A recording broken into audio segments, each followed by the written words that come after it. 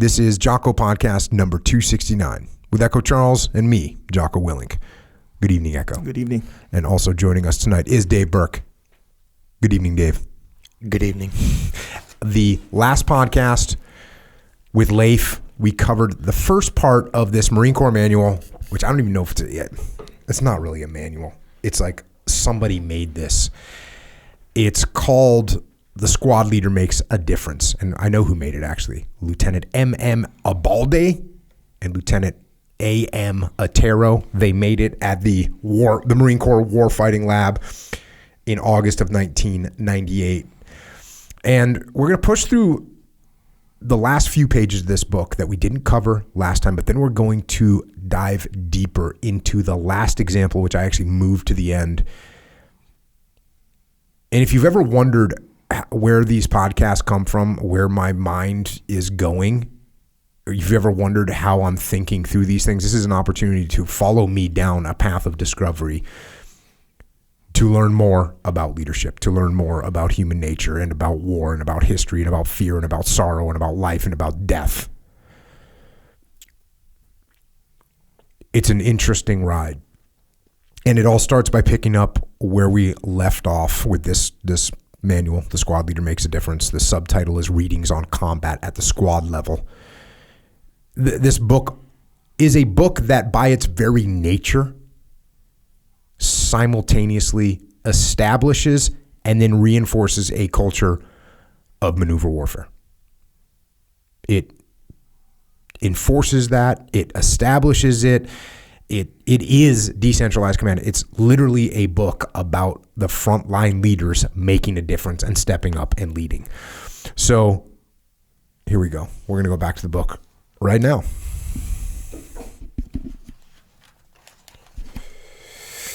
This one is Sergeant Joe Hooper, U.S. Army, Vietnam,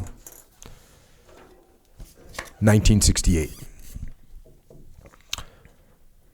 Sergeant Joe Hooper was a squad leader with D Company, 2nd Battalion, 501st Infantry, 101st Airborne Division, near Way City. A big salute right now, obviously, to the 2nd of the 501st. Awesome. In January of 1968, Hue was captured by the North Vietnamese in the Tet Offensive. U.S. forces fought desperately to liberate Vietnam's ancient imperial city. On February 17th, D Company was assaulting a defended position along a riverbank outside Hue City when it was attacked by rocket and machine gun fire. The company had run into a defensive position manned by 2 North Vietnamese companies in dugout bunkers. With the company pinned down by fire, Sergeant Hooper located the source of the enemy fire. He rallied his squad and attacked across the river. He overran several enemy bunkers. This bold maneuver inspired the rest of the company to join the attack. During this attack, some of Sergeant Hooper's squad had been wounded. He ran out into the open to retrieve them, but was seriously wounded himself. Sergeant Hooper refused medical treatment and returned to his men. Enemy fire continued to hamper the attack. Sergeant Hooper led his squad through the bunkers and buildings, clearing a path for the company and mortally wounding a North Vietnamese officer. When his squad came under direct fire from a building to their front, Sergeant Hooper assaulted the building himself and killed the enemy with grenades and rifle fire. Upon reaching the final line of the North Vietnamese defenses, Sergeant Hooper destroyed 4 bunkers by running the length of the position, tossing grenades into each of the dugouts. The enemy soldiers began to withdraw from their positions. Sergeant Hooper then led his squad in destroying the last 2 Vietnamese bunkers with white phosphorus grenades. After the last pocket of resistance was eliminated, Sergeant Hooper organized his unit into defensive positions. When the remainder of his company had caught up, Sergeant Hooper allowed himself to have his wounds treated. Sergeant Hooper played a major role in defeating a large force of North Vietnamese. D Company's attack forced the withdrawal of North Vietnamese reinforcements attempting to enter the city. This action outside the city weakened the NVA defenders inside Hue, easing pressure on the besieged city and leading to the eventual liberation of the imperial capital.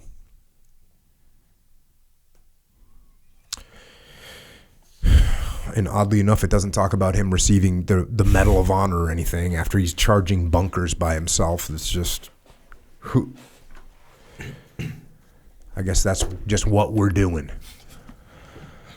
Lessons. Sergeant Hooper displayed exceptional leadership. His endurance, despite being wounded, served as an example to his squad and his company. After taking initiative to assault across the river, Sergeant Hooper's squad assumed the role of the company's main effort and spearheaded the attack. His exceptional courage under fire inspired the remainder of the company. Sergeant Hooper's combat decisions and tactical leadership at the squad level contributed to his company's success in this bitter fight. With the North Vietnamese attempt to reinforce the city halted, other forces were able to clear the city. This is obviously, this is the kind of initiative, this is the kind of bias for action that the Marine Corps talks about all the time. This is the kind of initiative that we try and train leaders to have at every level, that they are going to make things happen. That's what we want. And they followed up this quote. I've actually, we actually hit this quote before, but I'm going to hit it again. We covered it a while ago on podcast 62. Ardent de Peak, his book Battle Studies. Listen to this, though. Listen to this and think about this.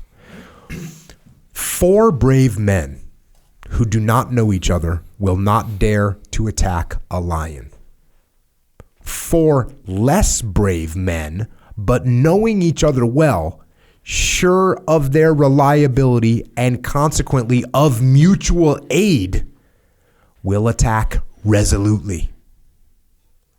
There is the science of the organization of armies in a nutshell. When I was in South Africa, Leif and I went down to South Africa and we worked with some companies down there, and I heard that. It wasn't in this context, but they were talking about how back in the day, the African tribes would hunt lions with spears. But they would say, be like 3 or 4 guys that would be able to take a lion because they could maneuver in from different angles and they could eventually kill the lion. And this was after the conversation that, I don't know if you know this, in Africa, there's no lions living out in the wild. They're all in these big giant game reserves, which are like the wild, but they're not in the wild. Why is that? Because then you have freaking lions roaming around killing people. I mean, you're no match for a lion. No match. But if you've got some friends, 3 friends, 4, I mean, if you think about what are the odds if you were to do this? The odds of a human beating a lion in a fight. What are the odds? It is not, it's almost 0. How is a human going to kill a lion in a fight, right? Okay, you give him a spear. He has some kind of a chance, but it ain't good when a freaking lion's coming at you. That thing's going to it's a slaughter. Yeah. But as soon as you got some friends and you can make some maneuvers, now you can, not only can you win, you are confident enough that you do it on a regular basis. That's decentralized command. That's not only decentralized command, that's what a good team is. A good team, what does he call it? If you're sure of the mutual aid, if I know you got my back, that's the strength of the team. I like how he used the phrase in that quote, the science of organizations. And when you think of science, you think of like all this research and all this analysis and all the things. Right. You know what the science of organizations is? I got your relationships. back. Yeah, I got your back. I got your back. That's the science. That's all you need to know. I think that quote, that word, actually, I wrote that down because that rung loudly of, there's actually, it's not complicated. This is not complicated. You have to have someone that you trust. Yeah. If you trust that person, you'll do so much more with just one other person that you trust than what you'll do on your own. Yeah, and before I jumped on and completed your sentence for you, you were gonna say relationships, right? And I was already in the combat mode of I got your back, because that's what do you don't tell a Lance Corporal, hey, you need to build a relationship. No, you say you got to make sure they got your back, right? But if you're talking to a business, which is what we do, it's hey, you got to make sure you're building good relationships. You got to make sure that they know They're going to give you that support, that mutual aid if you need it. That's what we're doing. And if we have that, we're unstoppable. If we have that, 3 of us can take a lion.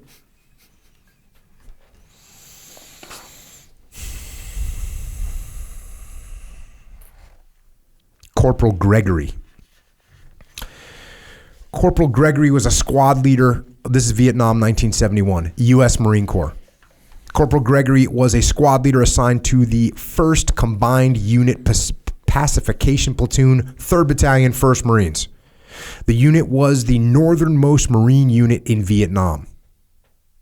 Corporal Gregory's combat experience had made him an extremely proficient infantry leader.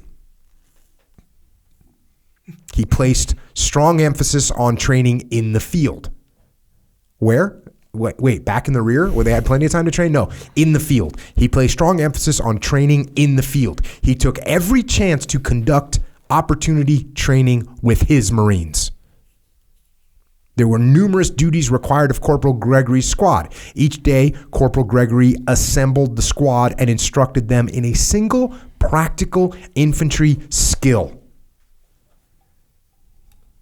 I'm going to say that again. Every day, well, they got all these duties. And the reason I'm saying this is we hear this all the time from companies. Well, we don't really have time to train. So guess what? No one has time to train. And if you think that this Marine corporal in the field has, quote, time to train, you're wrong. So what does he do? Every day he assembles a squad and instructs them in a single practical infantry skill.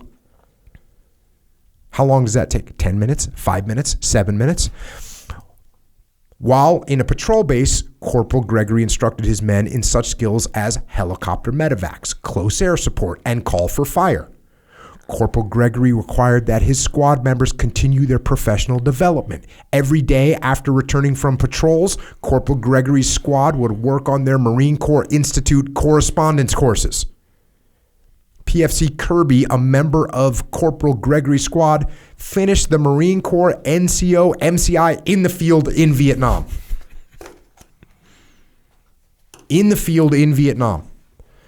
Corporal Gregory took the initiative to train his Marines in the skills required by his unit's mission and environment.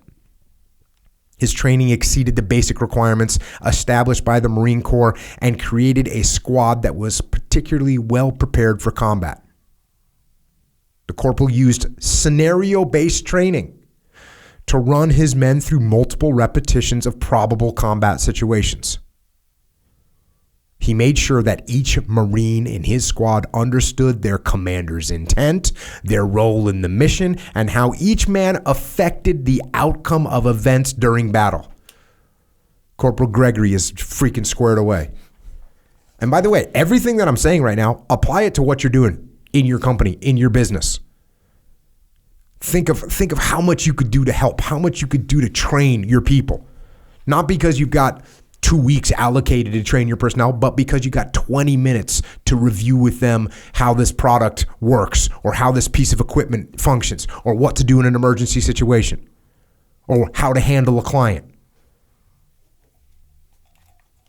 It was not long before Corporal Gregory's training proved vital. On the night of February 14th, 1971, Corporal Gregory and his unit came under heavy attack. Corporal Gregory was killed. Yet, because the squad was so well trained and understood what had to be done, the squad was able to meet the challenge and skillfully engage the enemy. Corporal Gregory's exemplary leadership in the weeks prior to the attack had prepared his Marines for this firefight. The enemy was repulsed and the squad held its position. In the morning, over 30 dead NVA were found in the area surrounding the squad's position. Every Marine in the squad realized that it was Corporal Gregory's training emphasis that had won the battle and saved their lives.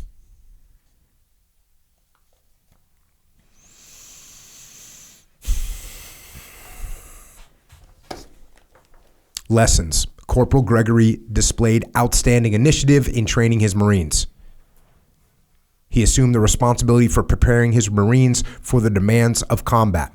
This training greatly exceeded the established standards of the Marine Corps, which, by the way, are no low standards. and directly contributed to the combat success and survival of the unit after Corporal Gregory's death.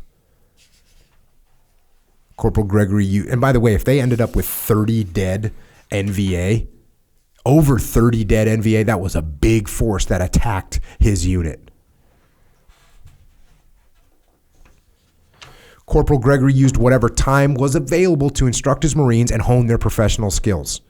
This aggressive opportunity training was necessary because few units could conduct formal training in the combat zone. I talked about this on EF Online the other day. I absolutely learned more from informal training than I did from formal training during my time in the Navy. Without question, it's not even close. If you were to remove all the informal lessons I learned, I would be an idiot.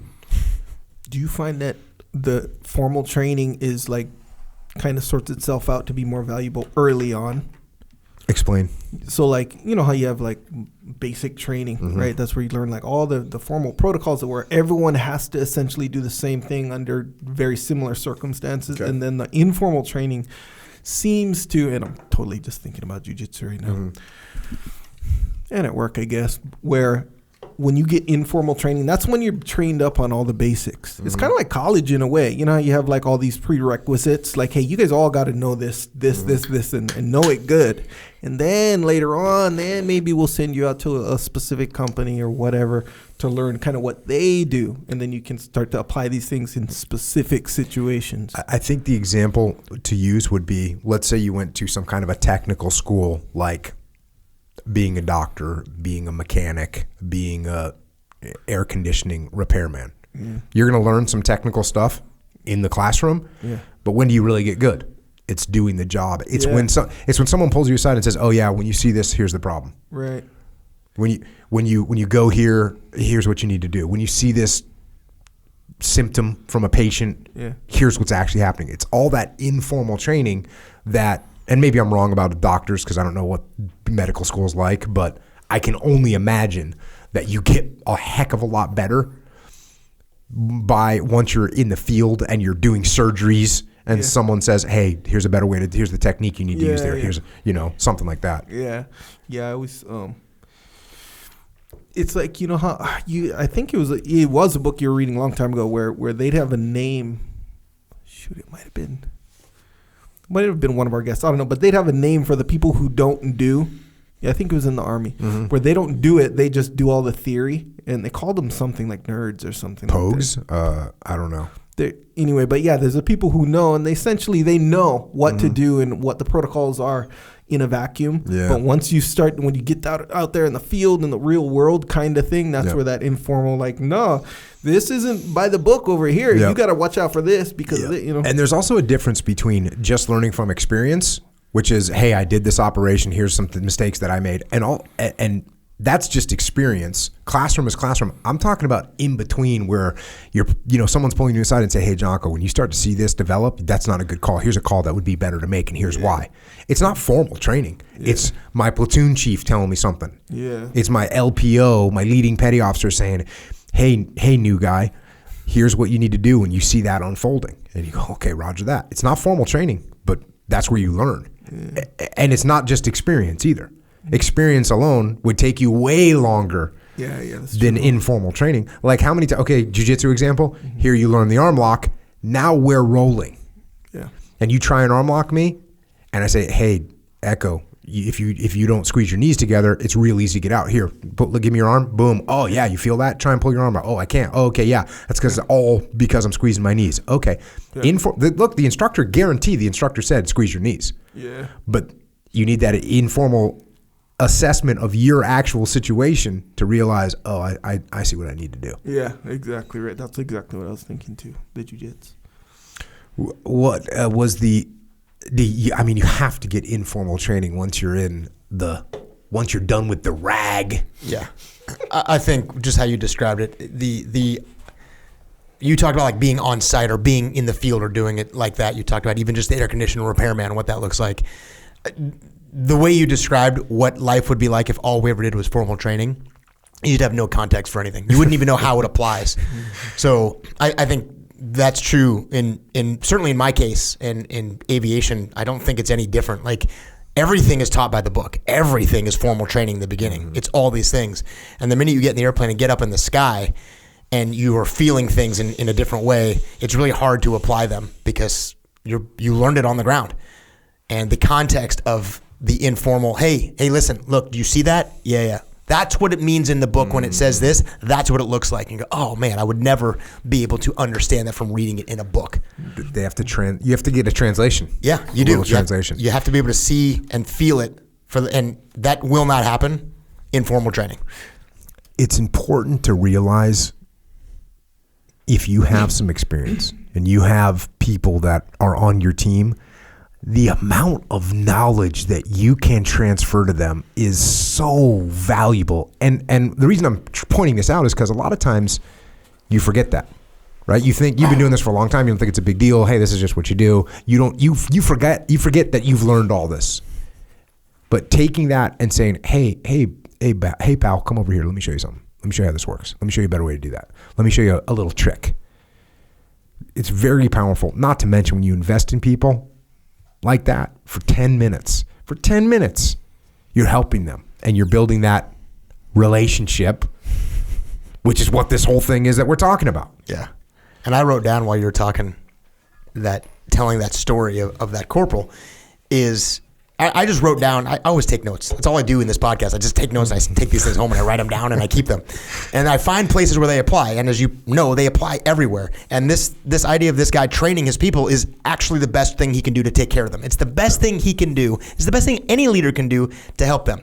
Not give you a break or not give you free time. And yeah, of course there's a balance there. But the best thing he could do is prepare them to be in a position. And I think the reason that stuck with me is that when we talk about decentralized command, which we talk about all the time in business, the scenario that always plays out is one of the reasons why decentralized command is so important is that your people have to know what to do when you're not around. That's pretty obvious. But the scenarios are usually you're on vacation, you're on a different shift, you've got the day off, not that you're dead. So when you kind of think of it in these contexts of what he was doing is being able to prepare them to be successful without him being around is in the worst possible situation. If literally him dying in that situation is the best thing he can do. So the same thing doesn't happen to them is train them. Even if it's 5 minutes at a time. That's how he kept those guys alive. And that is something that you can translate to almost any situation. Yeah. Your family. We talk about this in the code, the protocol. The evaluation, it's like, hey, what can you do to your family? Can you give your family 5 minutes of training to pass on knowledge that you have? More lessons here. Corporal Gregory realized that combat is a dynamic environment which takes a heavy toll on leaders within an infantry company. He trained his subordinates to be able to assume his role. This saved the lives of his men during the chaos of battle. After his death, the men of Corporal Gregory's squad performed well because they had confidence in their training and in themselves, a confidence that was instilled by Corporal Gregory's leadership. When we talk about confidence, how do you get confidence? You get confidence through work. You get confidence by doing something. You get confidence by doing something, not doing it well, doing it again, doing it a little bit better, doing it again, doing it even better. That's where confidence comes from. That's where it should come from. Otherwise, it's false confidence. Maybe I should just stop talking because the way that was written in the book was a lot better than the way I said it. But well, here's what's really cool. So they have he mentions Kirby in this, PFC Kirby, a member of Corporal Gregory's squad that finished this NCO MCI in the field. Well, I have a quote from him, not from Vietnam, but from 1998. And now Sergeant Major R.B. Kirby said, "The very worst night of my tour in Vietnam, when we were involved in a major firefight and we were losing Marines, our squad survived as a result of the corporal's training. We are alive today because of him."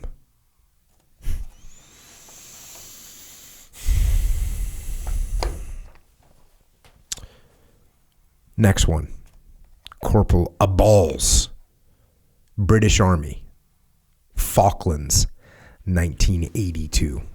In 1982, Argentina invaded the Falkland Islands in the South Atlantic Ocean. The islands had been British territory since British days as an imperial power. Not willing to give up its territory, Britain sent a task force to the islands in order to reclaim them. After an amphibious assault, British forces pushed their way across the islands. The 2nd Battalion of the Parachute Regiment, known as 2 Para of the British Army, was ordered to attack the Argentinian forces of Goose Green.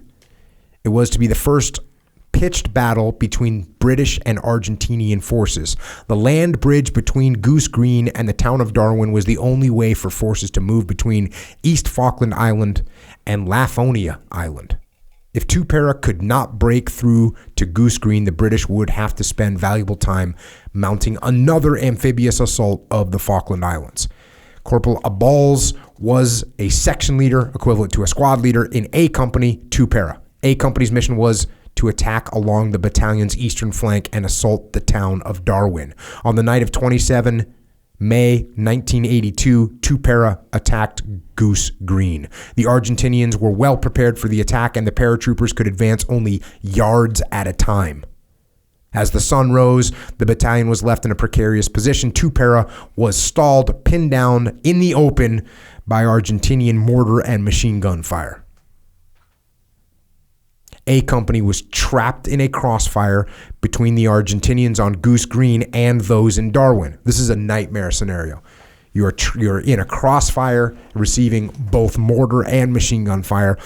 Realizing that the trap could only be broken by persistent aggressive action, Corporal Abals decided to continue to lead his squad in assaulting enemy positions, seeking to break the deadlock himself. The commanding officer of 2 Para charged a machine gun nest and was shot dead.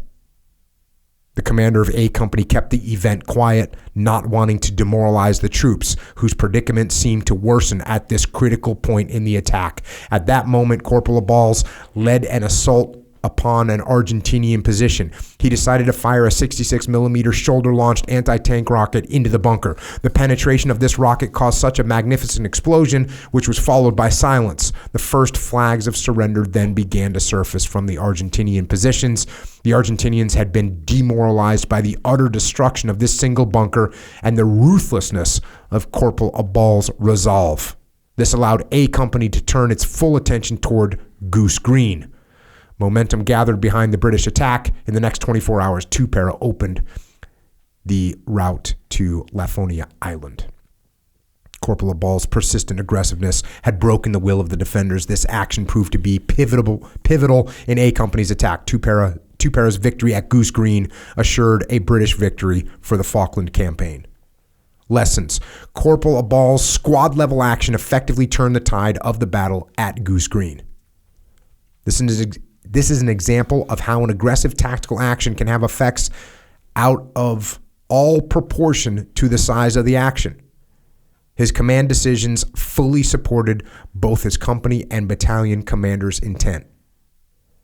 His spectacular assault of that particular bunker affected the morale of both sides, crushed the spirit of the Argentinians, and passed the initiative and momentum to British forces, and proved to be the action needed to continue the British advance.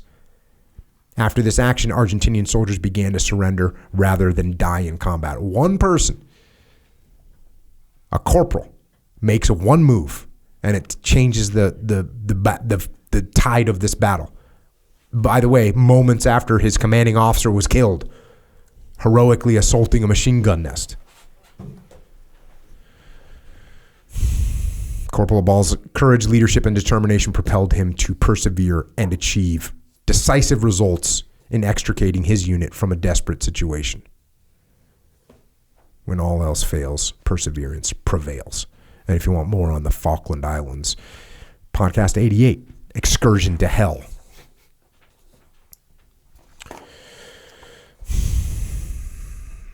Sergeant David C. Freeman, U.S. Army, Vietnam, 1966. During Operation Crazy Horse, and pay attention to that name, Operation Crazy Horse. We're going to go deep. In the Vinh Thanh Valley in June of 1966, a company of Montagnard troops led by Special Forces advisors landed at LZ Monkey for a search and destroy mission. Sergeant Friedman, a member of the command element, was the fourth senior man in the unit. Soon after landing, the company attacked and secured a bunker complex. The company suffered some casualties and a helicopter medevac was requested. The company moved back to LZ Monkey with their wounded. At the LZ, the company began receiving heavy small arms fire. The command element around Sergeant Friedman was devastated. The situation demanded rapid action. Sergeant Friedman grabbed a radio and took command of the company. He called in helicopter gunships, coordinated supporting arms, and reorganized his defenses. The helicopter pilots flying above the battle were amazed at his coolness under fire. Under Sergeant Friedman's competent command, the perimeter held all night, and the enemy eventually withdrew. Stepping up. Lessons. Sergeant Freeman, a well-trained NCO, was prepared to lead his company in combat. He knew the techniques and procedures for air support, supporting arms, medevac, and company defensive positions. And they kind of rattle that off. And one thing that the Marine Corps does really good in this manual is they hit on the fact that you got to have the skills. You got to have these fundamental skills of combat leadership. The technical and tactical skills of combat leadership, meaning how to call for air support, how to call for supporting arms, how to call for artillery, how to call for medevac. These are technical skills that you have to have. And they reinforce that throughout this book. So if you're in a leadership position and you think, well, I'm not going to have to do that. No, actually, you better go and dig in and figure out how to do these things. In addition to his technical knowledge, he was able to match these abilities with strong leadership and cool competence in the face of disaster. Because of his experience and situational awareness, Sergeant Freeman knew that rapid action was required. Once again, what do we see? We see someone that's taking action. He immediately took control of the situation, making decisions and issuing orders, and extricated his company from a perilous situation. And here's a little Clausewitz on war, which we haven't covered yet. It's sort of one of those ones. Is it like not playing the obvious one? We haven't done that one yet. The end for which a soldier is recruited, armed, and trained, the whole object of his sleeping, eating, drinking, and marching is simply that he should fight at the right place and at the right time. Check. All right. Now, here we go. So this section that I'm about to read actually came earlier in the manual, and I pulled it out and I put it at the end. This is the last one of these examples. And there's a reason why, and it immediately struck me when I saw it. So the title of this section is just Sergeant First Class. U.S. Army, Vietnam, 1966. So as soon as I read that, I was kind of surprised because all the other ones, they give the person's name. So I'm thinking, why aren't they saying this guy's name? Is this a top secret mission? Well, no, this is 1998. There was no more secret missions. So why aren't we explaining this? And it becomes obvious when I read it why they just called this individual Sergeant First Class. So here we go. In May of 1966, C Company of 1st Battalion, 12th Cavalry, 1st Cavalry Division established a mortar fire base at LZ Hereford in the Vinh Phan Valley. So this is actually part of, and I'll get into this, this is part of that earlier operation that we mentioned. The position was 150 meters long and 40 meters wide. The upper slope was covered in 6-foot-high elephant grass. The mortar section was led by a Sergeant First Class, no name given. His position lay on a hill which had previously been occupied by Viet Cong guerrillas. He formed his men in a weak perimeter. We're not off to a good start. Arranged in a U shape with the curve facing uphill, and set up the mortars in order to provide support for the company. The main body of the company went off to patrol the valley below, leaving the 22-man mortar section to defend their own position. The men fired off a few rounds to seat their base plates. The sergeant decided to give the men a break. and did not order anyone to dig in or examine the area around the perimeter. No security patrols were sent out. The men lounged, ate sea rations, and walked around in the open.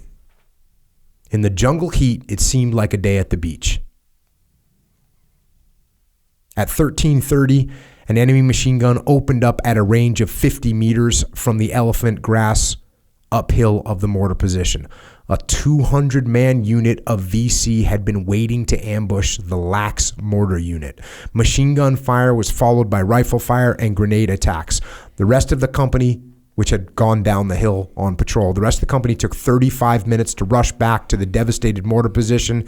The enemy had withdrawn and left only a handful of dazed survivors.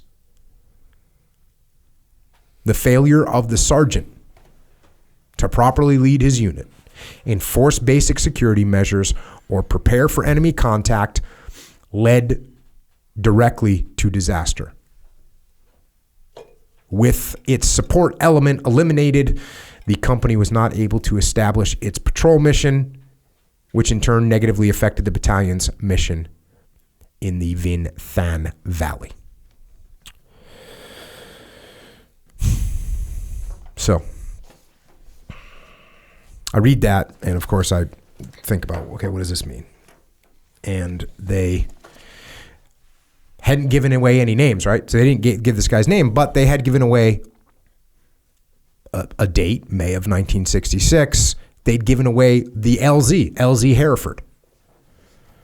So I start to do some research, and it turns out that this specific battle was written about in a book on Vietnam called Battles in the Monsoon. And this is an out-of-print book. But I was really curious, well, what happened? Like, what happened? So I found this out-of-print book, ordered it. And the book, Battles in the Monsoon, is a book full of basically a bunch of short little stories. And this particular story, this particular section in this book about this battle is called Men Facing Death. So let's hear a little bit more detail about this situation. By the way, this is all Operation Crazy Horse. By the night of 21 May, the Battle of Vinh Phan Valley appeared to be slowing to a stop, with the enemy fractionalized and everyone running for cover.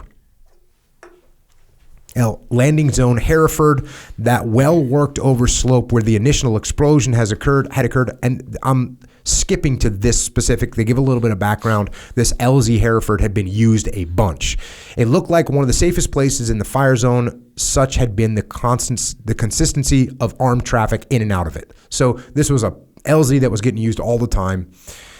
That was about how Colonel John J. Hennessy thought of it when he decided on a special mission for Charlie Company, 1st to the 12th for the following morning. It was a courteous gesture, the main object being to return Charlie Company to its parent battalion. But before doing so, Hennessy planned to ask a small favor in return.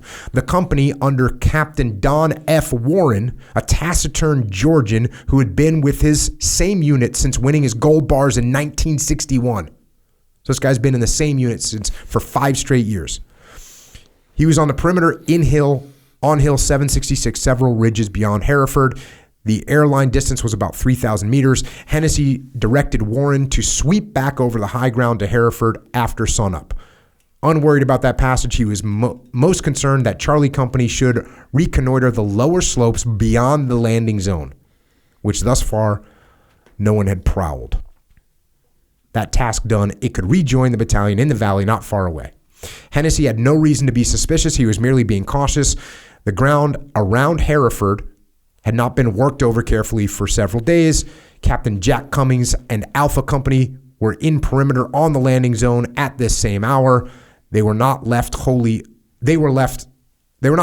undisturbed, but the occasional sniper rounds and grenades that innocuously bit into their ground were attributed to enemy stragglers. So there's a company there. They're getting hit occasionally, but there's just a bunch of stragglers is what they're assuming. Alpha Company needed to be back, so they send in Charlie Company.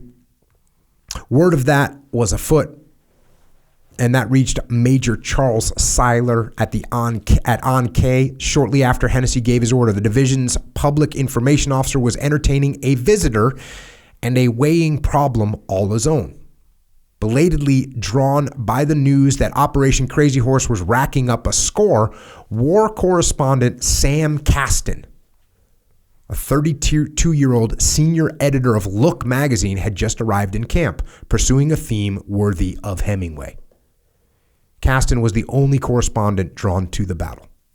He said to Seiler, "I wish to know the thoughts of men facing death." So that's what this war correspondent says, Sam Kasten. Seiler voiced an honest doubt that the quest was logical, men's fears and reflections not being all of one kind, and the soldier hardly knowing how he thinks about death until he feels he is dying. It is just not the subject that makes for easy talk among combat men. So that's kind of weird, right? We got this reporter saying, hey, I want to go get some men facing death. At the time, General Norton had put the Ankh position on semi-alert, and the whole camp was astir. Seiler and his staff were in the bunkers around the press camp, realigning some of the sandbags. "You don't have to worry about this ground tonight," said Kasten. "I'm the luckiest reporter alive. Wherever I go, nothing happens." So even this guy who's looking for problems, he's got that attitude where I'm going to go look for problems and I'm not going to find them. Seiler remembered the words, thinking them slightly ironic in view of what Kasten was looking for. This guy wants to go find people facing death, but then he says, "Yeah, don't worry about there going to be any problems because I'm so lucky that nothing's going to happen."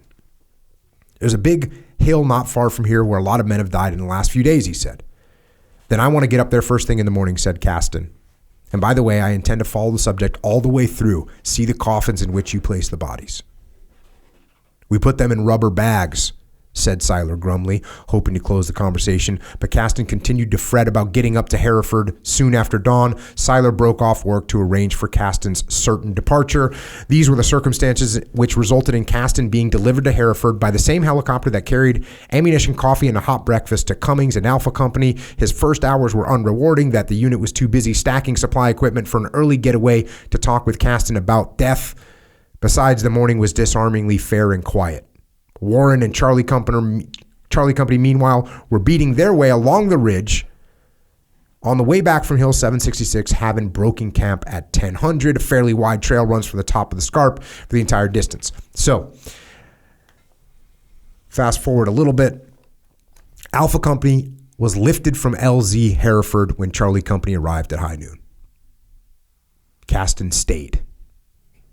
On the landing zone, Warren talked briefly to Lieutenant Colonel Rutland P. Beard Jr., the battalion commander, and his S3 major role.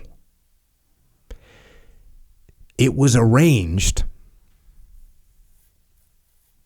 that Warren and the main body of the company would continue their stroll downslope through the trees and across the river. Now, I just want to call out these words. It was arranged, because we're going to get some more information. So you've got the battalion commander talking to the company commander, and they come to this is what it says. It was arranged that Warren and the main body of the company would continue through the stroll through the downslope, through the trees and across the river. The mortar platoon would remain on Hereford to cover its further advance with fire from the 81 millimeter tube. So now you can see where we're going. The Sergeant First Class of the mortar platoon that we talked about from the squad leader makes a difference. This is the guy. This is the guy. The platoon, 22 strong, was led by Sergeant Robert L. Kirby, a 29-year-old Negro from Los Angeles. Slight of frame, solemn-faced, Kirby is rated one of the stoutest hearted fighters in his brigade. So that's a little different, right? Now we're calling this guy one of the stoutest hearted fighters in the brigade, but in the reflections from the manual, he's not going to do a good job. And by the way, he's going to get left with 22 people in a mortar platoon, which is, again, we'll dive more into that. Few in numbers, his men seemed sufficiently armed. Each carried 300 more rounds for their M16s and from 2 to 4 hand grenades. The one heavy weapon was the 81 millimeter mortar, for which Kirby had only 18 rounds. That, with the tube, was as much weight as the men could carry. So sufficiently armed is an interesting way of saying it. Because we know that an M16 with 300 rounds, an M16 is fine. A mortar is fine. But if you get into a legitimate gunfight, there's something that you need called a machine gun, and you need a few of them. And they don't have any. Not good. Moreover, it had been agreed that as promptly as the descending company passed beyond the range of the platoon, that the platoon would be lifted out by chopper. Alpha Company had 100 or so mortar rounds behind. Kirby reckoned he would not need them. Caston, the reporter, had decided to stay on Hereford instead of moving with the company column. It's an interesting decision. It's an interesting decision because if you would think if you're looking to get in the fight, you would, they're going to go with the patrol. Like I'm sitting on this kind of LZ. It's almost like a little bit secure, and these guys are going to go on patrol. I would probably think I'd go on patrol. Caston, for whatever reason, he says he decides to stay up there on Hereford. And it's Kirby, the sergeant, who says it will happen here, if anywhere.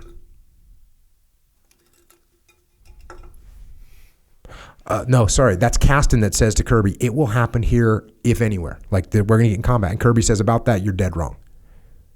And he honestly felt that way, though, as he looked about, what he saw of his position hardly warranted such assurance. It was all wrong from any reasoned tactical view. So now this is Kirby. He's looking at the situation, even though he says, it's not going to happen here. He knows it's all wrong from a tactical perspective. The landing zone at Hereford was by then a burned-off, trampled, and rubble-strewn about the size of a professional basketball court. Running lengthwise down the edge of a ridge, its scorched earth and grasses were less apparent than the foxholes distributed more or less evenly around the oval-shaped perimeter. Originally, these had been enemy spider holes and were subsequently enlarged by American occupancy. The trouble was that Kirby did not have enough men to round out his holding. So the position became a U pointed up upslope. And again, this is where you can see the similarity here from the manual.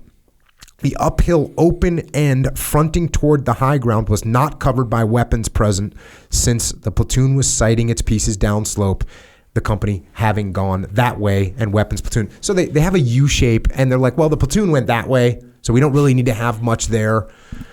And that's where he decided to put light and not any protection in that direction.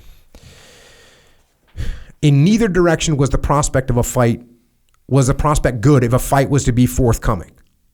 There was beauty everywhere, but there was beauty everywhere to soothe the eye. Upslope and bordering the very edge of the defended ground was a sea of elephant grass standing 6 to 8 feet tall. Downhill, there was a sheer and rocky precipice extending 30 feet and giving way to an extension in the field of tall grasses, which also invested the flanks. Greenness was all about except where the men looked to their weapons. The company took off down. So now here goes the company. The company took off down the steep, clutching to the rocks, creepers for balance. No preparatory artillery fires or airstrikes had been put on the slopes around Hereford because of Warren's movement, the earlier presence of Alpha Company, and the all-round feeling that Crazy Horse operation was slowing to a halt. This operation had been going on for a pretty long period of time. There's been all kinds of activity. They didn't feel like they needed to do any preparatory fire for this patrol. Kirby worried less about his platoon than about the movements and enterprise of Caston, the reporter. The men had gone to ground. The correspondent was moving from position to position, standing erect, taking photographs, and asking numerous questions. Wanting to protect Caston, he did not know how to object his freewheeling, though he realized that his movements were describing the limitations of the force. In fact, these things little mattered.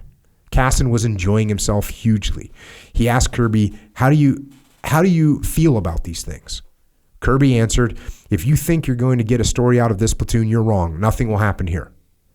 Caston continued with his rounds of the perimeter, snapping pictures and asking the men, how do you feel? Kirby lost interest and Caston kept moving. The position of one mortar was near the bottom of the sloped LZ, just inside the U, where the crew had dug a little pit. At approximately 1300, the platoon began supporting the descending company with the fire of the 81 millimeter mortar, the range 800 meters. It takes a while to hack through the jungle. Captain Warren got Kirby on the radio and told him bring it closer, which Kirby tried to do. So now you got the platoons up there. They're dropping mortars in front of the platoon that's driving through the jungle. An hour later, Warren called Kirby again. This time the message was an uplift. Said Warren, choppers are incoming to take you out within 30 minutes. So they're just about done. So just to recap, you've got the platoon, you've got the mortar platoon in this landing zone.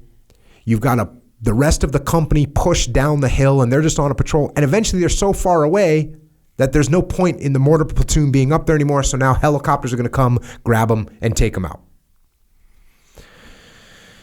30 minutes. That was what Warren and Kirby both thought, but the choppers had put down at landing zone Savoy, Hennessy's command post in the valley, just to make certain that the orders given still stood. From their delay, wholly unfaultable, came rocking General Jack Norton, rocking the high command, rocking us all. Kirby got off his 17th mortar round in support of the advancing company, that being the last one he fired. Remember, they had 18 rounds. He just fired his 17th round. Then the thing happened. There was no advance warning.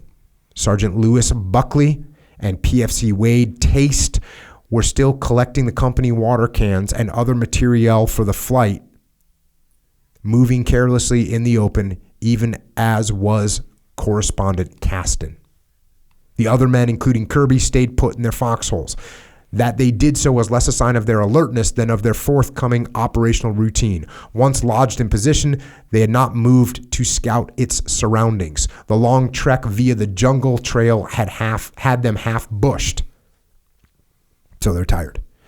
Over much of the distance they had to move, they were crouching because of the tiny overhang. There was no shade where they were sprawled. The sun beat directly down on them, and it was not less than 100 degrees. The word was passed from hole to hole that they were returning to home base, nothing much else. Not even the eccentric movements and questions of Castan interested them. The hour must have been about 13:30. From upslope and from not more than 50 yards away came the fire of a heavy machine gun. Its bullet stream was dead on the mortar, the first rounds ripping through the tube as if the weapon had already been zeroed in. Thereafter, it beat directly on the mortar pit with never a pause. So came Kirby's first warning that he was engaged. He yelled out, "Fire!" But it was superfluous. Though he did not know it, being too close to the mortar, a split second before Kirby had reacted, his own men had started the fight.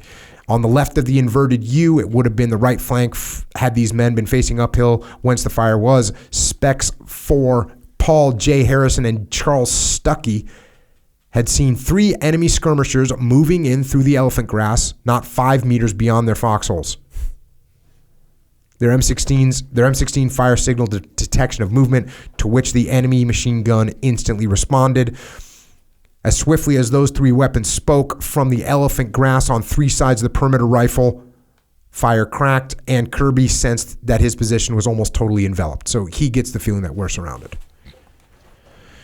He yelled to his radio man, Spec 4 John F. Spranza, "Call company, get them back, we're being hit." As the message was relayed to Captain Warren, and as he remembered it, the words were, "Come back, we're being hit."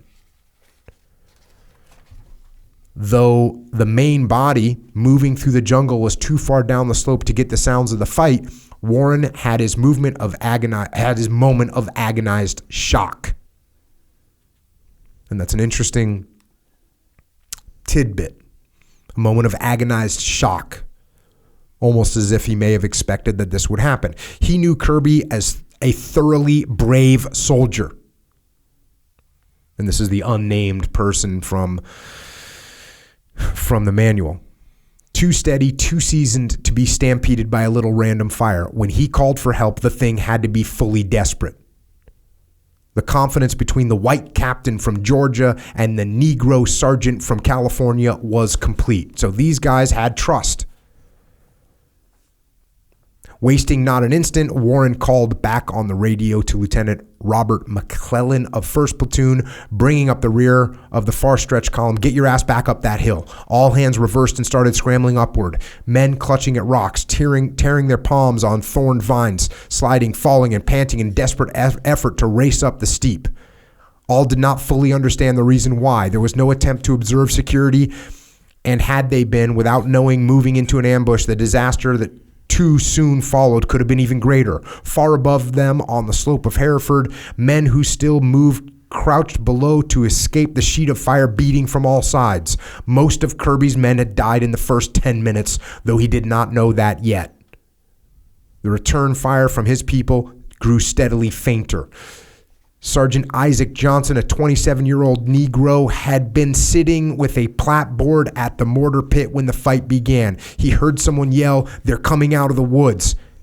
In his agitation, he tried to turn the mortar around to fire it uphill, not even noticing that it had been drilled through. The incoming fire was too great and his strength too little, so he slithered up on his belly to the left flank and dropped into a foxhole. Upslope, he could see 40 to 50 men at a run out of the trees into the elephant grass, where he lost sight of them. They were partially camouflaged and their shirts were of all colors. Looking downhill, he saw many more of the enemy moving through the grass, some crawling, others hunched over, firing as they moved in. It came to him as a sudden idea that he should fire too. He thought as he fired, he had dropped at least 4 enemy skirmishers with his M16. So, by the way, I mean, we're already talking about a totally outnumbered force. In one flank, he sees 40 or 50 bad guys. From the next foxhole above him, PFC Henry Benton and Joe L. Tamayo were alternately firing upslope and downhill, yelling as they pulled the trigger. Johnson saw his last of them when he ran out of ammunition and crawled back to the mortar pit in search of a magazine. Inside the pit, there were 4 men, heads down. The enemy machine gun and at least 2 automatic rifles were bearing directly on the hole and smashing its rim. Johnson could not be sure whether the men were ducking or dead. Sergeant Buckaloo, Paul Buckaloo, 22 years in the Army, was having his first go in combat. The opening barrage cracked him wide open. He bolted straight across the perimeter, vanished into the elephant grass, and was never heard from again. Sergeant Johnson couldn't find his spare magazine, so he picked up an M16 with 15 rounds in it from the dead hand of Sergeant Edward Shepard, who had no business being there that afternoon. Though he ranked Kirby and might have taken command, he was overdue to be lifted out by Chopper for an appearance before a promotion board, so he passed up the honor and died inconspicuously from a bullet through his brain. Another long-time soldier under fire for the first time, he had stayed motionless, petrified by personal terror, as boundless as the horror exploding all about him. His 15 bullets gone, Johnson crawled toward the mortar pit, screaming, "Come out, you'll all be killed." There was no response. It was minutes too late for that. The hole held 4 corpses, heads bashed in by bullet fire.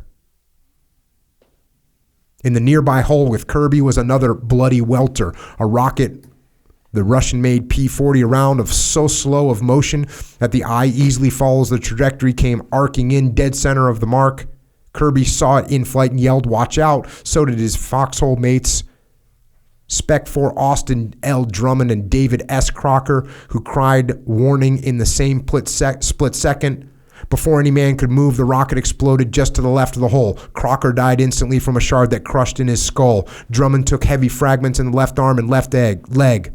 Such gouts of blood spouted from him that Kirby, who had taken 4 pieces of steel in his head but remained conscious, knew that Drummond could not last long.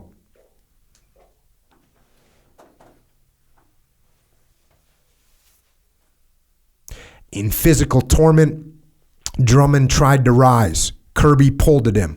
Drummond screamed, "Let me go, I'm hurting, hurting." Kirby pulled him down. Within a minute, he died under Kirby's body. Blood from Kirby's pate was streaming into his eyes, but the little sergeant could still see and think. He yelled to his RTO, Spec 4 Speranza, "Call company, say I'm being hit by mortars and rockets. We gotta have gunships and arty." Speranza did his part. Captain Warren, struggling uphill, remembered this piece of the message coming in. We're hit by rockets and mortars.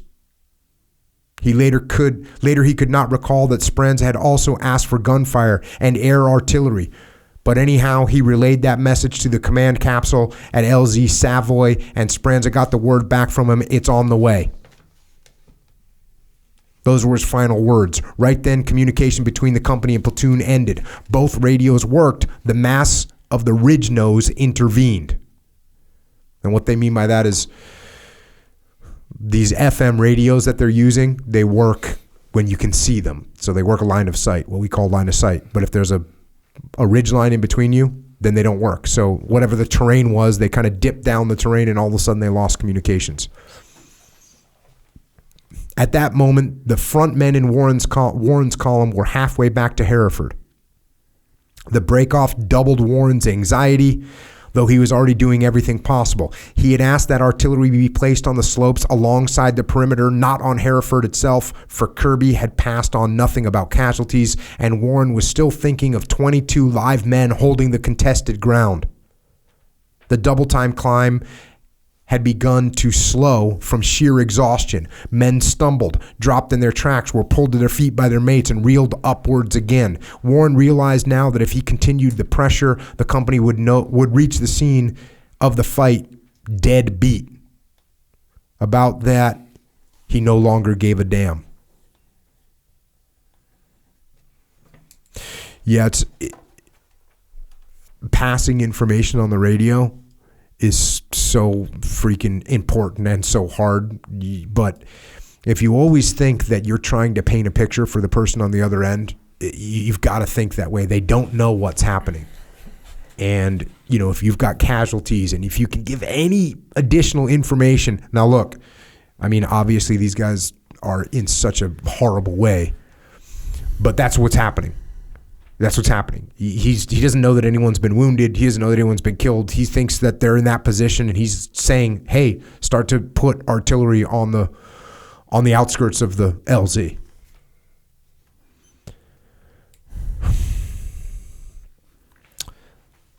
The sounds of the struggle had not carried to LZ Savoy in the distant valley bottom. The control point was athrob, partly because of Warren's call for help, still more because of the monitoring of the conversations between eyewitnesses who were viewing the fight from platforms directly overhead. What they saw and what they said in no way lessened the confusions.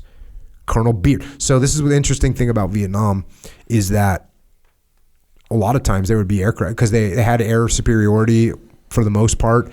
And so there'd be helicopters that would just get up, CNC helicopters, command and control helicopters that would just get up and fly around and be watching this stuff. I have a friend whose dad was in Vietnam, and he was a Silver Star recipient, and the whole thing was photographed. This whole event, you know, there was a gunfight broke out, and his dad sort of jumped into a dike and then crawled along and flanked the enemy, and the whole thing, he had pictures of the whole thing. But that tells you what it's like. What do you got, Dave? Look, I got all sorts of things going on in my head right now. This is a brutal scene that you're reading. This whole thing as it's playing out and you're describing these different things is brutal. Partially because we know the outcome, and now you're describing these little pieces.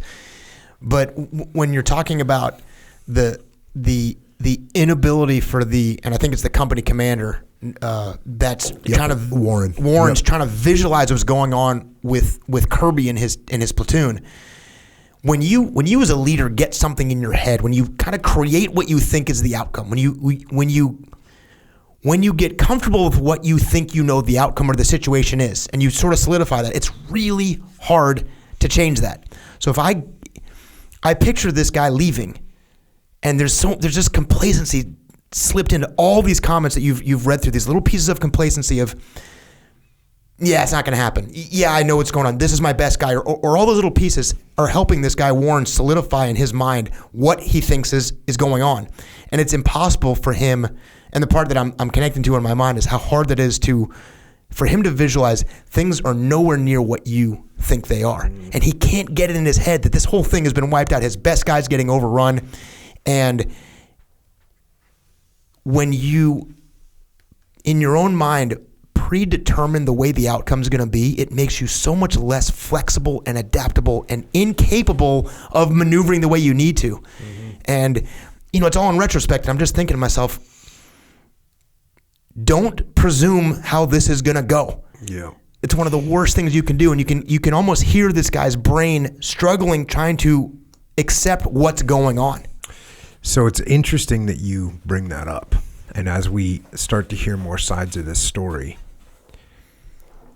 you got this guy, Warren, he doesn't really know. He knows that his guy is a good guy and that he's calling for help. And it says that's enough for him to realize that there's something really, really bad. But there's a panic. There's a panic of, hey, like, if you call me, Dave, you're on the LZ, you call me, hey, Jocko, I need support right now. I'd be like, okay, hey, guys, listen, we're going to start taking about. They almost immediately go into, go, get your asses back up. He literally says, get your ass back up the hill now.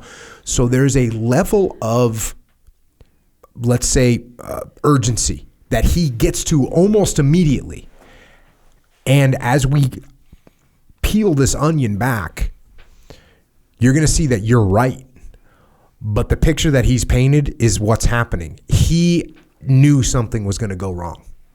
And as soon as it starts to happen, he's like, get back up there, because he didn't feel comfortable with it. It's, like you said, it's just freaking awful. Yeah. Back to the book, Colonel Beard, the battalion commander, Major Roll, his S3, and Captain Robert Offer, artillery liaison, were at the brigade CP when the news came in. They took off in a Huey to view the fight from above. This is like Hackworth would get on the ground. Just kind of FYI, just so everybody knows. Hackworth would get in the helicopter and then he'd land. When it made sense, obviously. Yeah. Before they could reach the scene, out of sheer happenstance, Major Otto Cantrell, the battalion executive officer of 112, was already hovering above it. He had been flying in the area. He'd arrived at the opposite peak when he heard Warren's voice in the earphone saying that a platoon was being overrun on Hereford. So Warren did know that the platoon was being overrun at this point. So he flew to station directly above and began orbiting. Low enough to see people milling around and firing on the ground below him, Cantrell was yet too high to determine whether they were friend or enemy. Lieutenant William D. Fessenden, an artillery observer in another H-13, had flown the same way and was circling near Cantrell. He asked Cantrell, "Sir, can I bring in fire?" Cantrell replied, "No, I can't tell where our people are." Cantrell then flew lower, and at about that time, Beard, the battalion commander, and his party arrived. They could see 40 or more men pressing close to the perimeter. "They must be VC," called Beard. "Either that," replied Cantrell, "or GIs with uniforms soaking wet."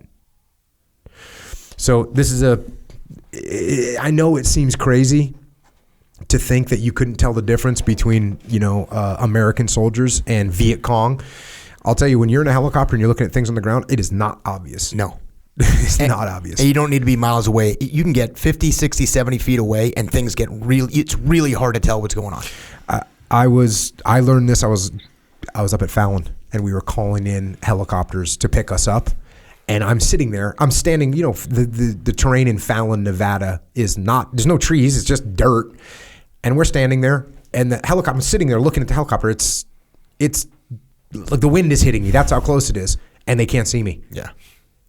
And I was just like, "What do you mean you can't see me?" I'm waving. They're like, "Ooh, coming around. We'll come back around. We can't." And so I had to get out the red smoke. Orange, orange smoke or whatever. Yeah. Yep, here we are, violet smoke, because red smoke was emergency. Here's I was thinking smoke. the orange panel, Yeah. but yeah, you got some huge signal, yeah. Well, I think I tried an orange panel.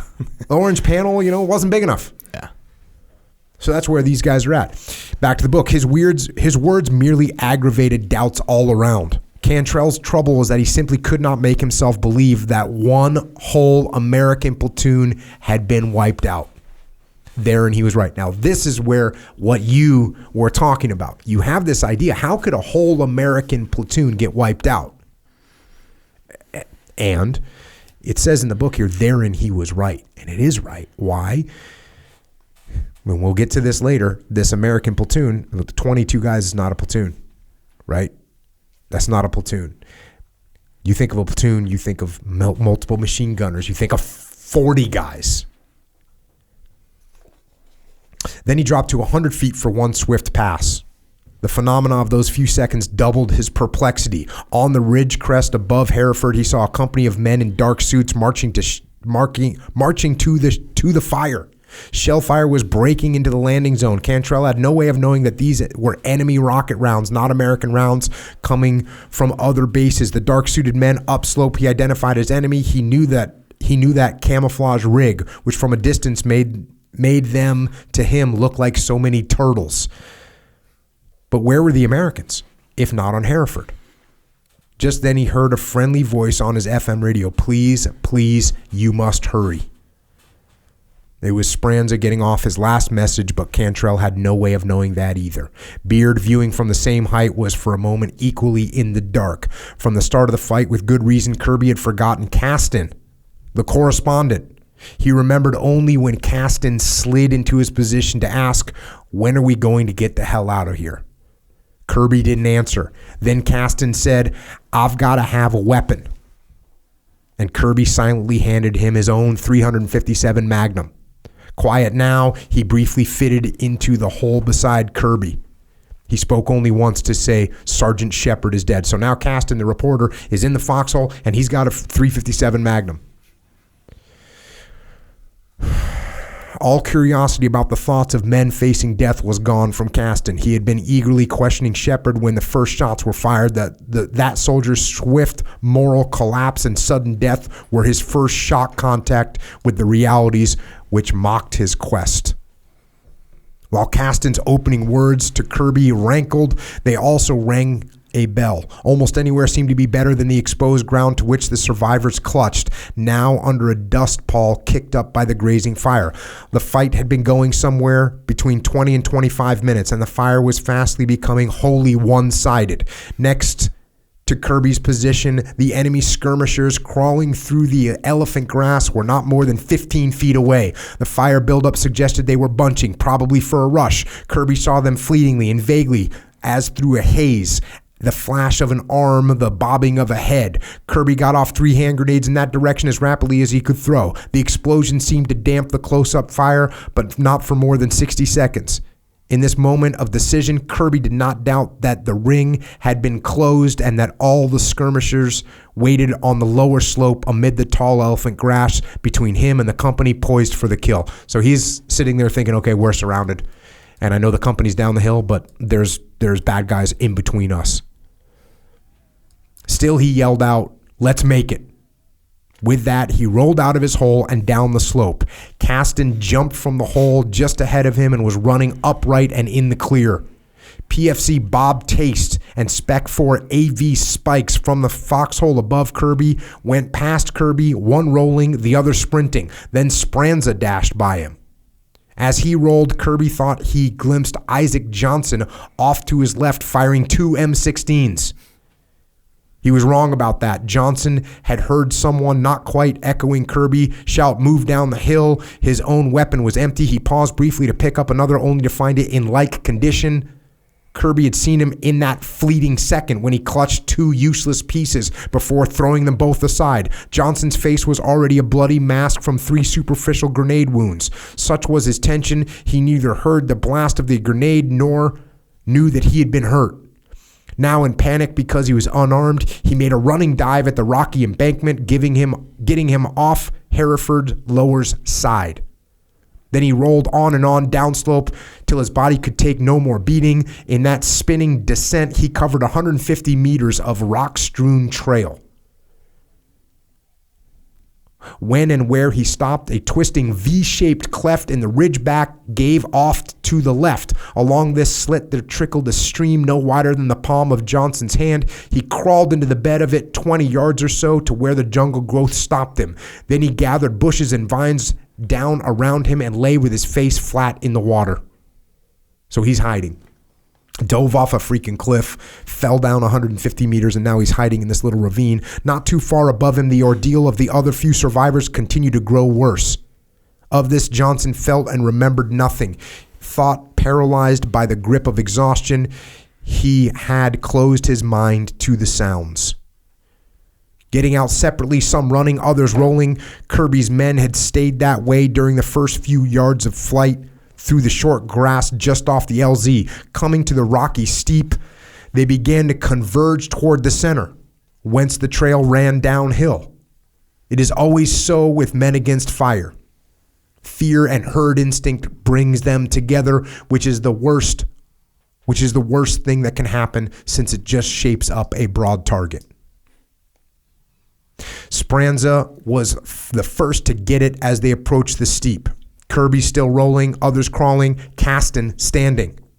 "I'm hit," Speranza yelled and screamed like a panther. 3 bullets, 1 in each leg and 1 in the head. But marvelously, he still lived, and now he was erect and walking. Kasten, the reporter, yelled back, "Hell, everybody's hit."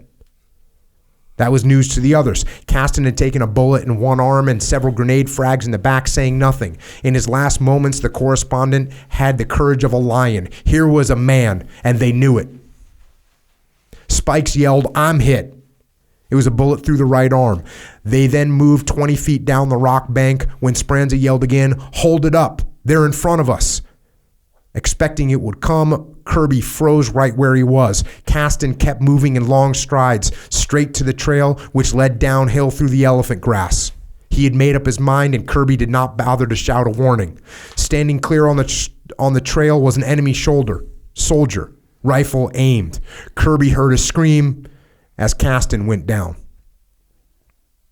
Though Kasten was not 15 yards from him, he could not see the fall as the body was enveloped by the sea of grass. He heard the whack of the bullet and the thump of the body. The bullet had drilled Kasten through his left temple. Kasten's personal effects were looted as soon after he fell. The camera, films, and purse were later recovered from the bodies of the enemy in the fight that soon followed. Many of the next of kin get not even that grain of comfort. It is an agonizing matter for the commanders, having to explain why the dead soldiers' most prized possessions and pictures cannot be returned. Kirby could now hear enemy soldiers moving up slope toward him. Their chattering, the clang of metal from their weapons being worked. He was down on his haunches, and so were Speranza, Spikes, and Taste. None was firing. Their only thought was to hide in the grass, which rose 2 feet taller than a standing man. They all knew Taste was slowly dying. 2 bullets in his neck, multiple mortar shards in his back. Though conscious, he made no complaint, only asking for water, of which there was none. The skirmishers were moving up now and beating the grass on both sides of them. Kirby saw 7 of them coming right toward him, not 10 feet away, and he knew he was discovered. He still held an M79 grenade launcher. So did Spikes. They fired right together, and the blast killed 5 of the enemy. The other 2 crawled away, leaving blood trails. Another skirmisher closed in from the left, spraying the ground between them with automatic pistol. Kirby had his M79 crooked in his arm. He had just taken another bullet through the right wrist and was feeling the wound. The skirmisher came on and looked through the grass straight at them. Spikes fired his M79. The range was so short that the grenade didn't arm, but the sheer velocity, it blew the man's head off. Had it armed, it would have likely killed both Spikes and Kirby. A second VC closed in from the left, only to turn his back as he almost stumbled over them. Kirby killed him at a range of 5 feet. Together, 2 more groups closed in on them from the right and left. Kirby took 2 hand grenades from Speranza, who by now was wholly down, and throwing them in both directions with his wounded arm, he drove them off. He had no impression of how many he had killed or whether he had even scored a hit. He simply knew that they had faded back, easing the immediate pressure momentarily. While this deadly hide-and-seek game went on downslope, Hereford LZ was being pounded by 105 and 155 millimeter howitzers from the valley bases. Colonel Beard had called for it from his perch aloft, and still earlier when Warren asked for it. Whether it might have been brought in sooner and done any good is an open question. There was no right moment for its use until the Americans had cleared away, which movement could only be guessed at. Now it had come, and the perimeter was being cratered. One of the effects was to drive more of the enemy to the grass field lower down where Kirby and his mates crouched. The game was still on. From downslope, a machine gun opened fire and skied the grass beside them. Kirby went flat in the nick of time and the bullets zinged directly over his head. Spikes didn't make it. One burst caught him in the head. The sound was enough. Kirby, 2 feet from him, didn't have to look to know he was dead. And he did not wish to look. Kirby crawled down slope about 10 feet, now looking for a weapon, thinking that the enemy might have dropped one. No luck. He was wholly out of ammunition and had no arm left but a flare pistol. So he lay flat on his back, wondering what to do. Another skirmisher came up, parted the grass, and looked directly down on him. Kirby rolled over on his side in the same motion, fired his flare pistol upward. The round smashed into the glaring face not 3 feet above him, getting him right between the eyes. The body was spun completely over by the blast, with the figure kicking. Kirby did not wait to see more than that. He crawled back the way he had come to get Speranza. The impulse was that if he had to die, he would rather not be alone. Both men were silent now. There was nothing to say. Time had about run out. They thought they were the only survivors, though they were slightly wrong. Johnson was still face down in his private cleft. Spec 4 Charles Stuckey, whose swift reaction had started the fight, had moved obliquely to the others in getting away from the perimeter. Hidden in the tall grass alongside the knob, he had rare fortune until the final minutes. He came under a grenade shower, the last of the survivors to get hit. Directly towards Kirby and Speranza, another enemy group moved down the slope. Kirby didn't wait for them. Having nothing to fire, he crawled upward through the elephant grass, leaving Speranza and passing the skirmishers undetected. They fairly stumbled across Speranza. He played dead, his head being gory from a bullet that had entered his left ear and emerged through his nose.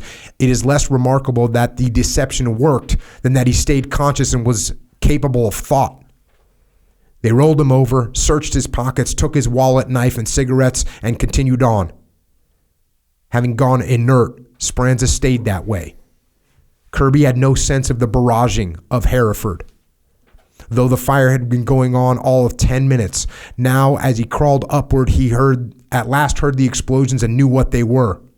That determined him. He would crawl to the fire and try and hug it. Two thoughts were in his mind. Charlie will get as far away from this as possible, and if he had to die, that was still the preferable risk. Halfway back to the perimeter, his ear told him that the shelling had suddenly ceased. Not knowing what that meant, he still crawled on. It was a tortured, most labored movement, as his last reserve of will and strength was draining away. He got within 6 feet of the first foxhole before he looked up. What he saw almost numbed his senses, and he felt as if he would faint. Sitting in the foxhole, pointing an M16 directly at his head, was PFC Morgan of 1st Platoon. He crawled a few more feet forward, still prone, looked around. Every hole at Hereford was occupied by an American. Captain Warren and the company had returned to the hill. Sergeant Owen L. Lewis and James W. Edwards came over to help Kirby to his feet. No words passed between them. They were not merely choked up. They were sobbing convulsively. And seeing them, Kirby knew tears for the first time that day. Later, Warren said, "If my men cried, it was because they were so damn mad." Kirby knew better than that. They were mourning the death of the platoon. Kirby told them where to look for Speranza, not knowing that the company had found him on the way up or that he had already been evacuated from Hereford by the chopper. Stuckey appeared about that moment, and he and Kirby were flown to An Khe aboard the same Huey. It was sometime later that Johnson came in. When the hill went quiet, he started crawling upward.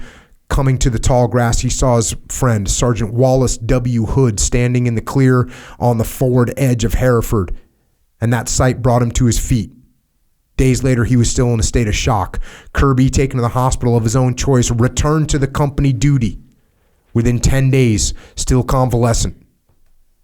Unlike Johnson, he was fully coherent, with his emotions under tight control, till he spoke of seeing the company in tears.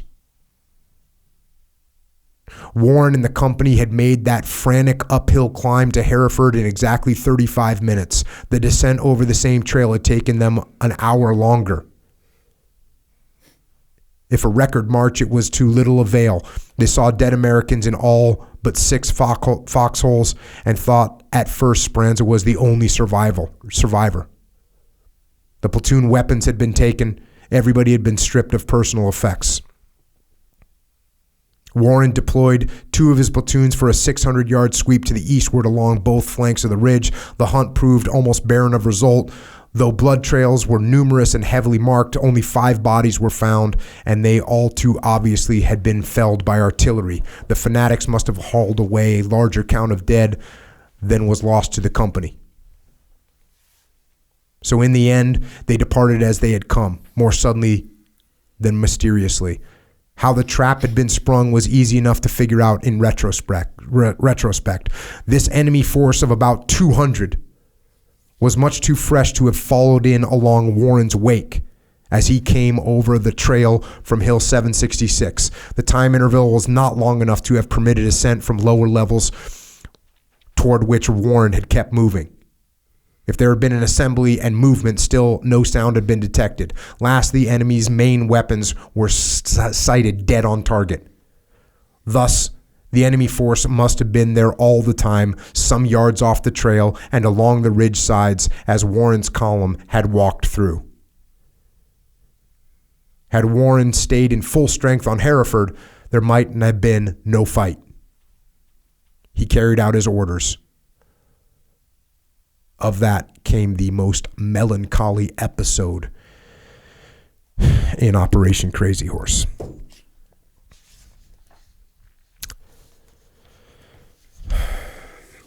Now, you may have noticed that I didn't mention the author of this book that I'm reading. Yeah. And the reason I didn't mention the author of this book is because I didn't want to cloud your impression. The author was a guy by the name of S.L.A. Marshall. And I talked about him on podcast 142, where we covered his book, Men Against Fire, and you heard him use that phrase in here. And S.L.A. Marshall was a famous military man, we'll say. And he ended up being a general. He was a historian. He was a writer. He was a reservist, so he was a civilian writer and wrote a bunch of articles and worked for a newspaper. But he's also a very controversial figure. And Hackworth did a tour with him in Vietnam and kind of reveals the guy's character. He was very egotistical, and he also made claims about his experiences in war that were not true. He lied about his experience. You know, he lied about his about his combat experience in World War I. And then he also wrote in a way that supported his own theories and his own hypotheses. And in Men Against Fire, there's a lot of people that went back and broke down what he wrote in that book. And we covered that book on this podcast, like I said, because we didn't want to throw away the baby with the bathwater. But there's a lot of things that were very controversial, and some of them just straight up wrong. And on top of all that, he never let the truth get in the way of a good story. So when I read this portion of Battles in the Monsoon, this was on my mind. And the article, this book didn't paint Kirby in such a bad light as the manual did, which made him just sound like a complete, lackadaisical guy that just let all this stuff go and didn't have any discipline and didn't follow any good protocols. But at the same time, I'm reading this book thinking, well, S.L.A. Marshall, he's not necessarily a guy that's he just wants a really good story. So he's not, in my opinion, and just based on the things he's written in the past, this isn't a reliable source either. Even though he would go and interview people, like those quotes he's getting, he would interview people, absolutely. But still, he's gonna make that story kind of the way he wants it. And so I was still not satisfied with the information that I had in front of me. And so I did some more research, and I found another article. I found an article on a website called HistoryNet.com. And there's an article written by a guy named Michael Christie. Michael Christie. So Michael Christie enlisted in the Marine Corps out of high school. And then he joined the Army. Yeah, became an officer, probably went to college, became an officer, served in the 5th Special Forces Group in Vietnam from 1967 to 1968. And in 1970, he was the commander of C Company, 1st Battalion, 12th Cavalry Regiment. The very same company involved in the battle at LZ Hereford. So he wasn't there, but you're going to have some connections. You're going to be able to put some things together. You're going to hear some backfill. And he eventually retired and became a writer, and he produced a bunch of documentaries, and he made a series of leadership videos for the military. So the military hired him to make leadership videos. Some of those were hosted by Lee Marvin, which is pretty cool. But he wrote this article, and this article is called Last Stand at LZ Hereford. Soldiers shield themselves as best they can from the dirt and debris stirred up by a Huey squeezing into tight one-ship landing zone around noon. The pilot touches down and 2 officers jump from the helicopter and land in a large mud puddle. One GI chuckles, pokes his buddy, and laughs quietly at the officers in fresh jungle fatigues stamping the mud off their polished boots. A dirty, unshaven captain greets them wearing torn jungle fatigues and mud-covered boots, toting an M16. So there's Warren. So now we're starting to get a little better picture. You've got the stereotypical sort of officers rolling in with their brand new fatigues and polished boots, and out comes Warren, who's been out in the jungle now for a while on this operation.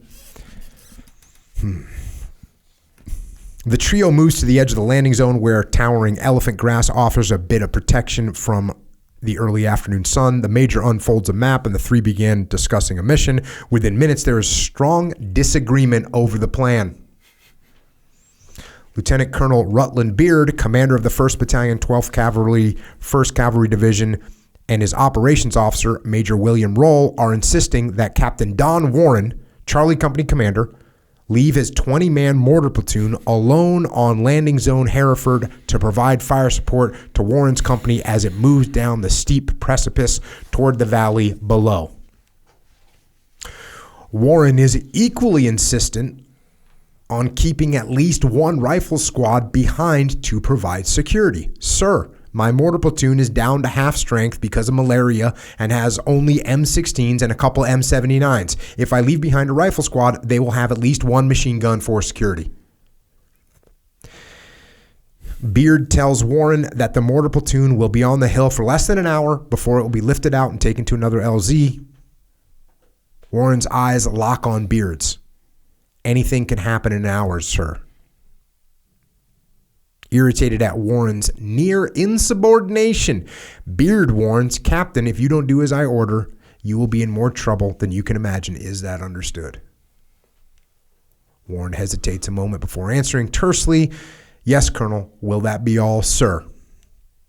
Beard indicates yes, and Warren spins on his heels and walks over to his rifle platoon leaders to pass the orders. Beard takes a sideward glance at Roll, shakes his head, and returns to his helicopter. So automatically we see where this is going. And by the way, look, I love this book. The squad leader makes a difference, but the squad leader's getting put in a bad situation right now. Yeah. Warren has every reason for concern about the safety of his understrength mortar platoon. Hereford's topography makes it nearly impossible for even a fully armed rifle company to defend it from a determined enemy.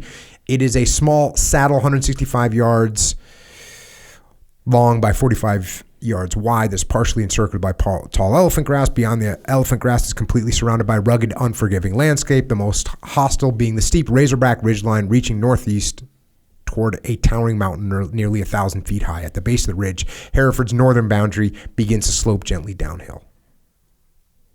Continues on explaining what we already know. Hereford is also the center of fierce fighting that began 7 days earlier on May 15th. So now they give a little background to this whole Operation Crazy Horse. When word of that battle filtered down to 1st Cavalry leaders, they then decided the next day to conduct a major operation in the area. And that's what they're doing. Sitting on the edge of his foxhole on LZ Hereford, Staff Sergeant Robert Kirby watches as Captain Warren leads 3 platoons from his rifle company off the mountain and down a steep slope in search of the enemy. When the last man disappears over the rim, Kirby checks his watch. It's 1:40 p.m. In less than 45 minutes, his mortar platoon is to be airlifted off Hereford to LZ Savoy, where it will continue providing fire support for Charlie Company. Tasked to occupy a company-sized defensive perimeter with only 19 men. So now we're talking company-sized perimeter. That's 150 people. Yeah, they don't And even he's have got a platoon. 19 guys. Kirby figured the best way to do this was to form a U-shaped defense and place 2 men into every 3rd foxhole. This, however, left the top of the horseshoe open. Knowing his men are spread too thin, Kirby, a 29-year-old native of South Los Angeles, scans the perimeter from his foxhole at the bend of the horseshoe, beginning with the gun crew directly behind him. Inside the pit is Sergeant Charles Gaines and Spec 4 Austin Drummond, a former Golden Gloves champion. With fast hands, perfect for dropping rounds into a mortar tube, Sergeant Isaac Johnson sits on the ground nearby with a plot board on his lap.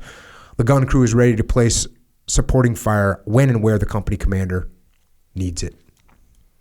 Most of the mortar platoon have been together since Fort Benning, Georgia, but a few are replacements who have never been in battle, so Kirby has no idea how they will react under fire. One of his new men is Spec 4 David Crocker, a 21-year-old medic who sits a few feet from Kirby reading a paperback, his medical bag ready at his side. In the foxhole next to Kirby is longtime radio operator Spec 4 John Spranza, who is the platoon's link to the outside world and is never more than an arm's length away from Kirby. Communications are unreliable because of the high mountains and deep valley. How's the commo? Asks Kirby. So far, so good, answers Spranza, but who knows for how long. Kirby focuses on the western section of the perimeter. Holding down the most forward position at the top of the open horseshoe are 2 men who have fought bravely in previous firefights. Privates Lonnie Sleepy Williams, whose deep sleep often resulted in heavy snoring, and Clarence Gomer Brame, a good-natured hillbilly who looked and acted like TV's Gomer Pyle. 2 empty fighting positions below them are combat vets Robert Radar Roeder and PFC Harold Mack Jr. In a fierce firefight a few months before, Kirby had been wounded and pinned down when 18-year-old Roeder, ignoring heavy fire, ran out and pulled him to safety. Mack and Roeder have been close friends ever since airborne school. So we didn't know that about Kirby, that Kirby's been in combat, he's been wounded, and he's still out there doing his job. This guy has combat experience. And now we're to think that he's just going to be lackadaisical in this scenario. In the last defensive position on the western side, Kirby assigned a competent and respected leader, Sergeant Lewis Buckley, with PFC Henry Benton, who joined the platoon only 2 weeks ago. Kirby knows little about Benton, and the 2 new privates covering the southern sector a few yards away from Kirby's position, Joel Tamayo and James Francis Brooks Jr., both of whom joined the platoon just a few weeks earlier. So he's got those guys that he doesn't really know too well, kind of close at hand. Kirby decides to walk the eastern side of the perimeter. But before he goes, he tells Buckley to collect and stack water cans, food containers, and other equipment in preparation for the helicopter pickup. Roger that, Sarge, says Buckley as he springs into action. As Kirby walks away, he hears Spranza take the first call for reconnaissance fire in advance of the company's movement in the valley below. So why is Kirby walking the perimeter? Because he's doing his job as a leader. And he's also prepping to leave, because when the helicopters come in, is it that the good time to stack up stuff and get it off the DZ or the LZ? No, you want to have it prepped so the helicopters don't spend a bunch of time there, and you want to get all the stuff off the LZ so the enemy can't use it. Sitting in the nearest position to Kirby, Kirby's on the eastern sector is Spec 4 AV Spikes, who is complaining about something to PFC Wade Taste. Spikes, stop bitching and keep your eyes open, warns Kirby as he approaches. Spikes, 26, a 7-year veteran whose disregard for authority is well known, looks at Kirby but says nothing. Kirby orders 18-year-old Taste to help Buckley, who's already picking up scattering cans and containers. So he's telling, stop bitching and keep your eyes open. This is what a platoon sergeant should be doing. Kirby moves to the next position where Look magazine correspondent Sam Caston is interviewing Spec 4 Daniel Post and PFC Robert Benjamin. Caston came out of the field a day before to write a story about death. He had chosen to stay on Hereford with the mortar platoon rather than travel with the company. Post, known as Platoon's practical joker, feeds Caston mischievous responses while Benjamin only responds in yes or no answers. Kirby queries the two troopers on what they will do if attacked. They tell him they plan on throwing hand grenades down the rocky precipice below their position and firing interlocking fires with the positions on their left and right. So that's Kirby. Kirby's like, okay, what are you going to do if we get hit? They say we're going to throw grenades over there, and we're going to got interlocking fields of fire with these other position. Satisfied, Kirby heads for the most forward position at the top of the eastern sector, manned by Paul Harrison and Charles Stuckey, both battle-tested specialists. Harrison and Stuckey have established interlocking fields of fire across the open end of the U-sheet perimeter with Williams and Brame on the western side. So he set the positions. He went out, inspected the positions, make sure people understand their field of fire.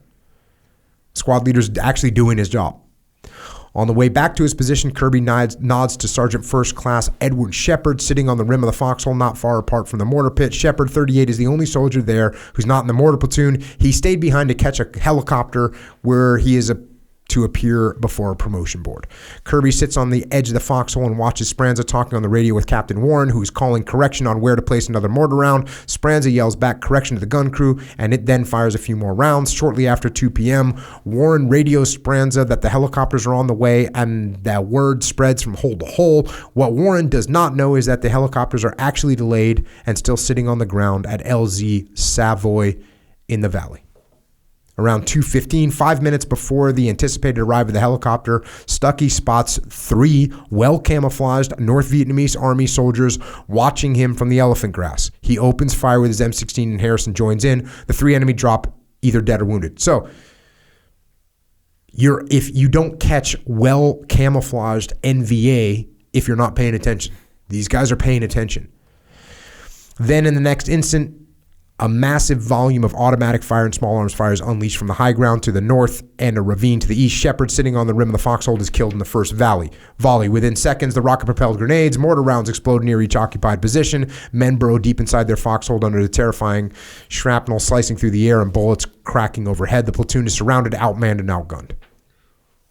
Kirby yells to Speranza to radio Warren and tell him they are under attack and need immediate air and artillery support.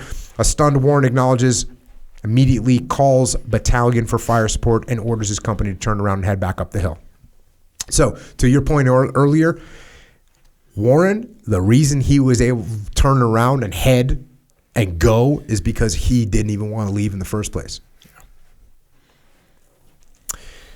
In the open, stacking equipment, Taste falls to the ground with 2 bullets to the throat. Buckley, his shoulder covered in blood, dashes across the open perimeter, screaming, get off the hill, and disappears into the elephant grass. Harrison yells for Stuckey to go to the mortar pit while he stays behind to hold off the enemy. Stuckey takes a few more shots at the enemy, turns and zigzags for the mortar pit when an RPG round explodes in front of him, throwing him to the ground. After the shrapnel and dirt stop falling, he raises his head and looks to see where Post and Benjamin had been trying to make an escape. Both are dead. He sprints towards a large rock right just outside the perimeter. As he turns the corner of it, he encounters an enemy soldier about to throw a grenade into the LZ. Spotting Stuckey, the NVA tosses the grenade directly at him instead. The grenade sails over Stuckey's head, hits the rock behind him, and explodes, wounding him. Managing to stay on his feet, Stuckey fires 3 rounds into the NVA's chest, killing him instantly. Stuckey then moves around the rock face, finds a narrow crevice, and squeezes into it, hidden from the enemy. Paul Harrison, slapping magazine after magazine into his rifle, fires at every charging enemy soldier he can see. When he runs out of ammunition, he jumps up from his foxhole and charges the NVA using his M16 as a club.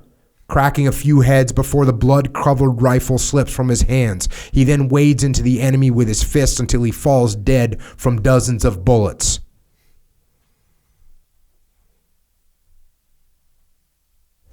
As North Vietnamese burst through the elephant grass, Speranza opens up with his M16 on full automatic, tearing 3 of them apart. He manages to fire off a few more shots before RBG rounds, visible in their slow trajectory, plunge toward the mortar pit. One round slams in front of Speranza's foxhole, showering his back with shrapnel. Another explodes to his left, killing Doc Crocker instantly. The third round sends shrapnel into Kirby's arms, head, and chest. The last round hits the rear lip of the mortar pit, tearing off Drubbin's right arm and mangling his left leg. He dies in a pool of blood. Gaines is killed with a bullet through his head. Johnson, the only gun crew member alive, takes shrapnel in the face but continues firing on the advancing enemy. As attackers fall, others jump over them, running toward Johnson, who keeps firing until he is out of ammunition. He makes a running dive at the rocky embankment on Hereford's southern edge and rolls down the slope, careening off rocks and over tree roots until finally coming to a stop. He spots a V-shaped depression hidden in thick vegetation with a stream running through it. He pulls himself into the stream and gathers brush and vines to hide his body, gripped with fear and exhaustion. On the western perimeter, Williams and Brame frantically fire their M16s on full automatic at the waves of NVA, as do Roeder and Mack. A few NVA fall dead, but most brave the wall of fire, overrunning the position and killing Williams and Brame before turning toward Roeder and Mack. Mack pops up to get a better shot when he takes a bullet to the head, crumbling back into the foxhole dead.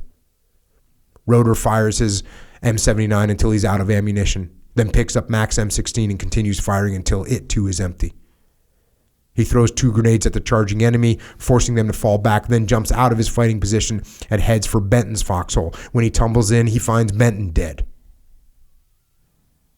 He crawls out and, with bullets trailing his every step, races over to the foxhole of Brooks and Tamayo, but they are dead as well. The Western defense has crumbled. Figuring everyone else is dead, Roeder does what he is trained to do, escape and evade. He tears down the side of the hill into the elephant grass, followed by several enemy. With bullets zipping over his head, he runs deeper into the elephant grass as fast as he can until he's overcome by exhaustion and drops to the ground. When his gasping for air subsides, he realizes the enemy is no longer following him. He stays hidden, silently praying that he will be spared. Still in his hole, Speranza sees a figure running toward his position. He fires off a quick burst, somehow missing his target. "Don't shoot, for God's sake, it's me." Sam Caston screams as he drops into the foxhole. The reporter looks over at Kirby and yells, "We need to get the hell out of here." Kirby shouts back, "Where? We're surrounded."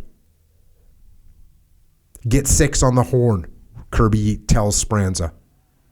"Tell him to hurry or we're dead." Speranza screams into the headset, "Please hurry, we're being overrun."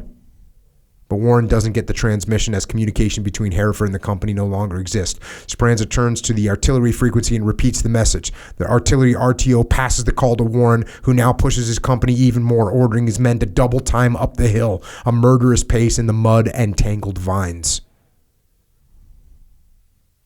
By this time, the battalion executive officer, Major Cantrell, is circling above Hereford in his observation helicopter, and Colonel Beard is watching the battle from his command and control, Huey. The swarm of enemy they see below is so intermingled with the mortar position, neither officer can distinguish who's who.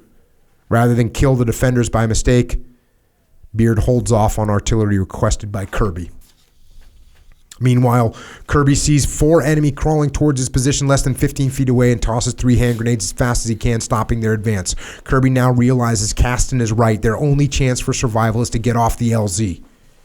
He cups his hands to bark the order when the badly wounded Taste suddenly drops into his foxhole. Kirby ties a dressing on Taste's bleeding throat and yells over the enemy fire, "We got to make a break for it. Call Artie on the hill." Speranza reaches the artillery net, shouting into the handset, "We're getting out of here. The place is covered with enemy. Just about everybody is dead." He is told artillery is on hold.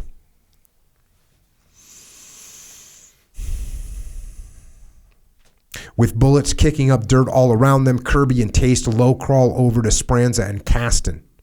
"We'll go over the rim in the direction the company will be coming in," hollers Kirby. "Let's go." As Speranza struggles with his radio while he climbs out of the foxhole, Kirby screams, "Forget the radio, blow it." Speranza pulls the pin of a hand grenade and throws it in the foxhole with the radio. The 3 soldiers and Kasten move quickly away from the blast, and a few steps later come across a wounded AV Spikes clutching his M79. Kirby and Speranza have their M16s but very little ammunition. Kasten, who is also wounded, has a .357 Magnum that Kirby gave him. Taste is unarmed. The 5 wounded men now move toward the slope, descending into a deep ravine to the east. Kirby, Taste, Spikes, and Kasten run, crawl, and roll into the elephant grass, while Speranza act as a rear guard before rolling down the hill to join them. As they reach a small ravine, they hear the enemy coming down from the LZ in hot pursuit. They lie down, figuring the Americans are hiding. The NVA began beating the grass. The first North Vietnamese to spot the Americans is shot in the face by Speranza. Kirby kills another standing nearby. Spikes fires his M79 into the group, killing 5. The other 2 crawl away wounded. Seconds later, another group of North Vietnamese spray the ground around the Americans. Speranza takes 3 bullets in his right leg, one smashing into his kneecap, severing the tendon. Another bullet rips through his left leg. "I'm hit," Speranza screams as he falls into a heap on the jungle floor. Kirby sprays the advancing enemy with the last of his ammunition, causing them to retreat. When he bends down to check on Speranza, a bullet smashes into his right arm. He's now losing blood from many wounds. Kirby eyes an NVA peeking over the grass and pulls out a rusty French flare gun he'd found on an old battlefield and fires, hitting him between the eyes. The soldier falls backwards, screaming in agony as his flesh burns away. In the meantime, Taste silently bleeds to death from his throat wounds.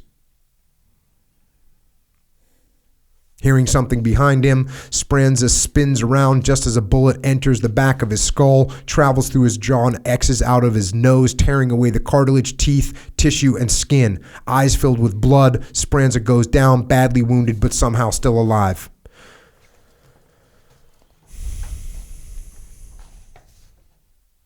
Possibly to regroup, the enemy stops firing. Kirby tells everyone to head farther down the ravine. Quietly, the 4 survivors crawl, then walk down the slope. With help from Kirby and Spike, Speranza manages to keep up.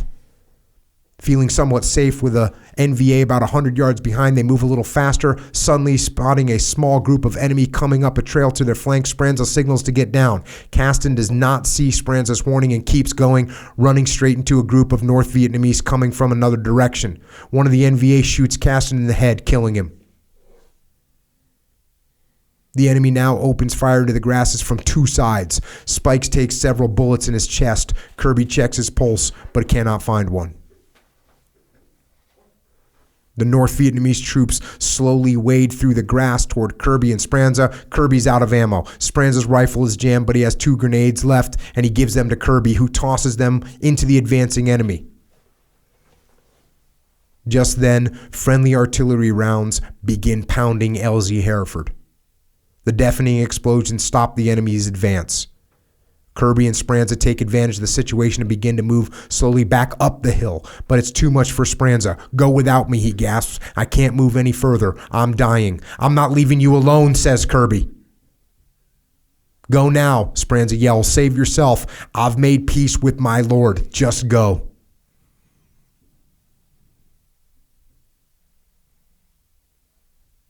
Kirby, believing Speranza will die for sure, reluctantly accedes to the RTO's demand and crawls away back towards Hereford.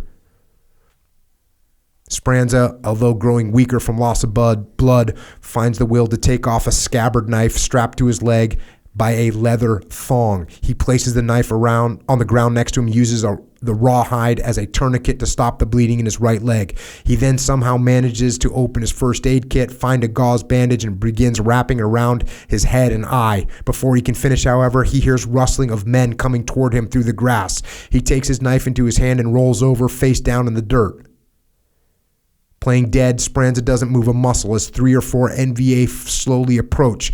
He smells their bodies and stale breath as they search him for anything of value. One man turns him over and roughly strips off his signet ring. Another take his wallet, cigarettes, and dog tags. Unable to stay motionless another second, he is about to jump up with his knife when he hears a helicopter rapidly descending. It sprays the ground with bullets, some so close they spatter dirt in his face. Screaming frantically, the NVA run for cover.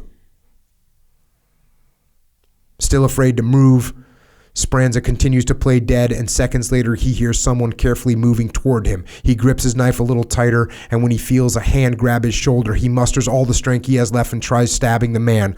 But the large, shadowy figure, bat-licked by the sun, drifting through the trees, quickly grabs Speranza's knife in hand, screaming, "Hey, it's me, Carlos Cruz." Charlie Company had made it back up the hill. The last of his energy drained, Speranza lays down his head and slips into unconsciousness. Kirby is halfway up the slope when friendly artillery ceases falling, uncertain what it means. He keeps crawling. His many wounds are taking their toll, but he keeps going until he reaches the top of the hill where he sees Charlie Company troops everywhere. Unable to control his wounded body and frayed emotions, he slides to the ground. A medic gives him a shot of morphine and stops his bleeding. When the wounded Stuckey comes crawling into the LZ, another medic rushes over, lays him down, and treats his wounds. Speranza is carried up the hill in a stretcher made from ponchos, and shortly he, Kirby, and Stuckey are placed in a medevac helicopter and flown out. Passing the medevacs flying out, helicopters begin delivering reinforcements who pile out onto Hereford. A look of horror passes over their faces at the sight of so much death and destruction. One soldier throws up. Hearing the helicopters coming and going, Johnson, who got off the hill and evaded the enemy, slowly approaches the LZ, only to face the muzzle of an M16 held by PFC Morgan. He drops to the ground out of relief when he is recognized by Morgan. The last mortar platoon survivor to get back to the LZ is a dazed Roeder.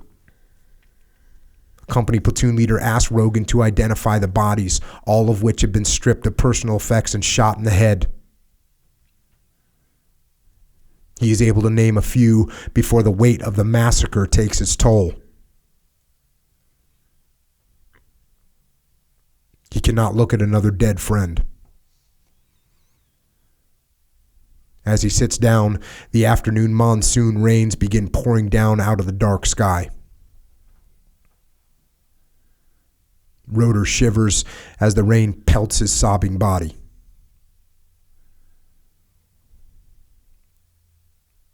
So much death in such a small place.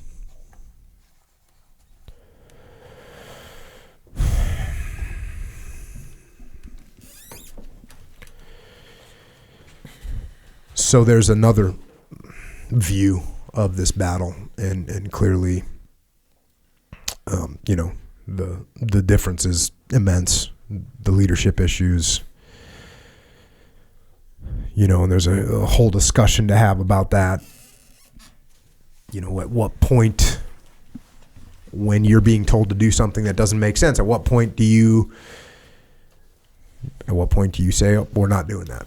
And this is leadership strategy and tactics, and they got the whole assessment of that. And it's not like I'm not saying leadership and strategy and tactics tells you the answer, but it gives you the options, and it's heavy options to weigh.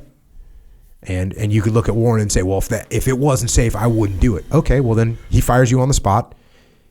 He puts some young lieutenant in charge of the platoon, and you get thrown out in a helicopter and taken out. So what good did you do? Now, you could also say, hey, roger that. By the way, give me a fire team over here. Give me a machine gunner. This is what we're doing. Once the boss leaves, you could do that. That's a good option. I like that option.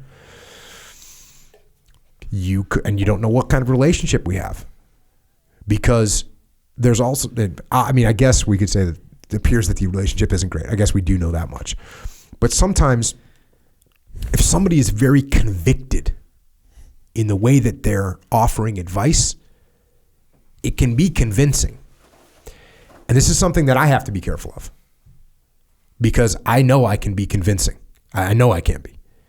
And I have to be careful. In fact, that's one of probably the original reasons for me being such a listener is I know that if I say, I think we should do this, a lot of people just go, yeah, roger that.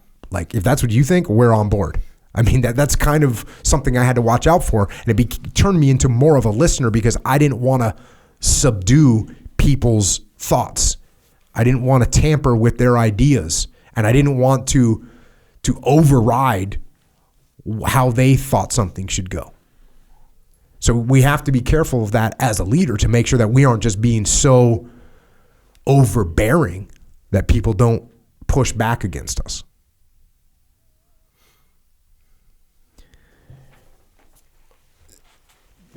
The three different versions, if you want to call them versions, just the three different perspectives of that, each one paints such a unique picture. And, I wrote down on my notes again, everything that I write down are just the things that I'm thinking in real time. And it's really frustrating to sit here and listen to this, knowing the outcome and seeing all these pieces play out, knowing that this was a preventable, this is a leadership failure. It is a leadership failure at a lot of different levels. And this last one really paints a more clear picture of how this predicament happened. But knowing that this is not an unsolvable problem, that they were just in no way could this have been prevented. This is just simply not true. And the frustration of that. And when I picture just the conversation of the person in charge telling a subordinate, do it or else, just the philosophy that I lead through my authority and the catastrophic events that happen, that has, and in this case, we're talking human life. I mean, this is a catastrophic thing, but that same approach and how often leaders are emphatic in what they want, not recognizing just how destructive that is to them as a leader. And then I'm sitting here trying to picture these guys up in a helicopter looking down and the sickening feeling they must have had of this is what did I create? How did this happen? Well, it happened because of you, because you as a leader demanded things happen the way that you want. And I'm picturing and I was struggling early with this guy, with the company commander not being able to reconcile, and that's just me piecing things together. And I imagine this feeling of the entire time walking down the hill, knowing he didn't want to do that. The patent quote, the leader in the field is always right? So you're coming from your helicopter, you're getting off, and you're telling me what to do. That just sits so foul for me. And the other thing that's interesting about this is you would think that we could be sitting here saying, as two, military leaders that you and I were, it's very easy to say you and I could be sitting here having a conversation where, look, discipline is paramount. Obviously, we could sit here and say Jocko saying discipline is paramount. No one would question that for 1 millisecond. Discipline is paramount. You have to get people into a point where they will obey what you say, and they need to do it. That's what military training is. That's what you learn in boot camp. That's what you learn in officer candidate school, to instant obey orders. Like, that's what we want. And that's just so wrong. It's just so wrong. It's so wrong to think that. It's so wrong to feel that way. And you know what? Like, I'm so thankful that I had the luxury of being in the military and being able to experience this, and then on top of that, getting to see it while I was training people, and then on top of it, getting to see it with all these companies that we work with, because occasionally, to this day, someone will say to me, somebody at some company will say, yeah, but sometimes don't they just need to shut up and do what they're told to do? I get that. I still get that. And what they think I'm going to say is, well, hell yeah. That's what everybody thinks I'm going to say. And it's like, actually, no, you don't want that. And I actually had a good situation like this. I was working with a client, and I had two people on the call. There's more than two people, but there's two people that kind of rose to the conversation. One of them was, but they just need to do it. And I rebutted that guy and said, well, if what you're going to do is just, bark, Tim, shut up and do it, whether you believe it or not, that's not going to have a good outcome, and here's why. I went through the whole thing, and when I got done with that, the other guy said, that's what we need to do. We need to actually listen to what they have to say. We have to take their input. And like all those things, we need to make their plan. All those things that we talk about all the time, which is, it's just shocking that people still, you know what, they think tactically. Because tactically, if I say, Dave, shut up and do what I told you to do, you're going to do it. Just like this guy did. It's a tactical win. Hey, the battalion commander says, hey, you shut up and do what I told you to do. Yeah, roger that. Okay, you just won the tactical battle. But look what happens. Look what happens. You won that little tactical battle and you lose these other people. And look, could there have been no one waiting on that LZ? Absolutely. There could have been no one waiting. There could have been no enemy on that LZ and everything would have gone fine. And that guy's tyrannical behavior would have been reinforced as the right way to lead. And it ain't the right way to lead. It is not the right way to lead. This guy's a battalion commander. He's probably been leading like that through his whole career with no consequence. Certainly nothing like this to this degree, this story. And you know what makes that happen? And I brought this up with a client the other day.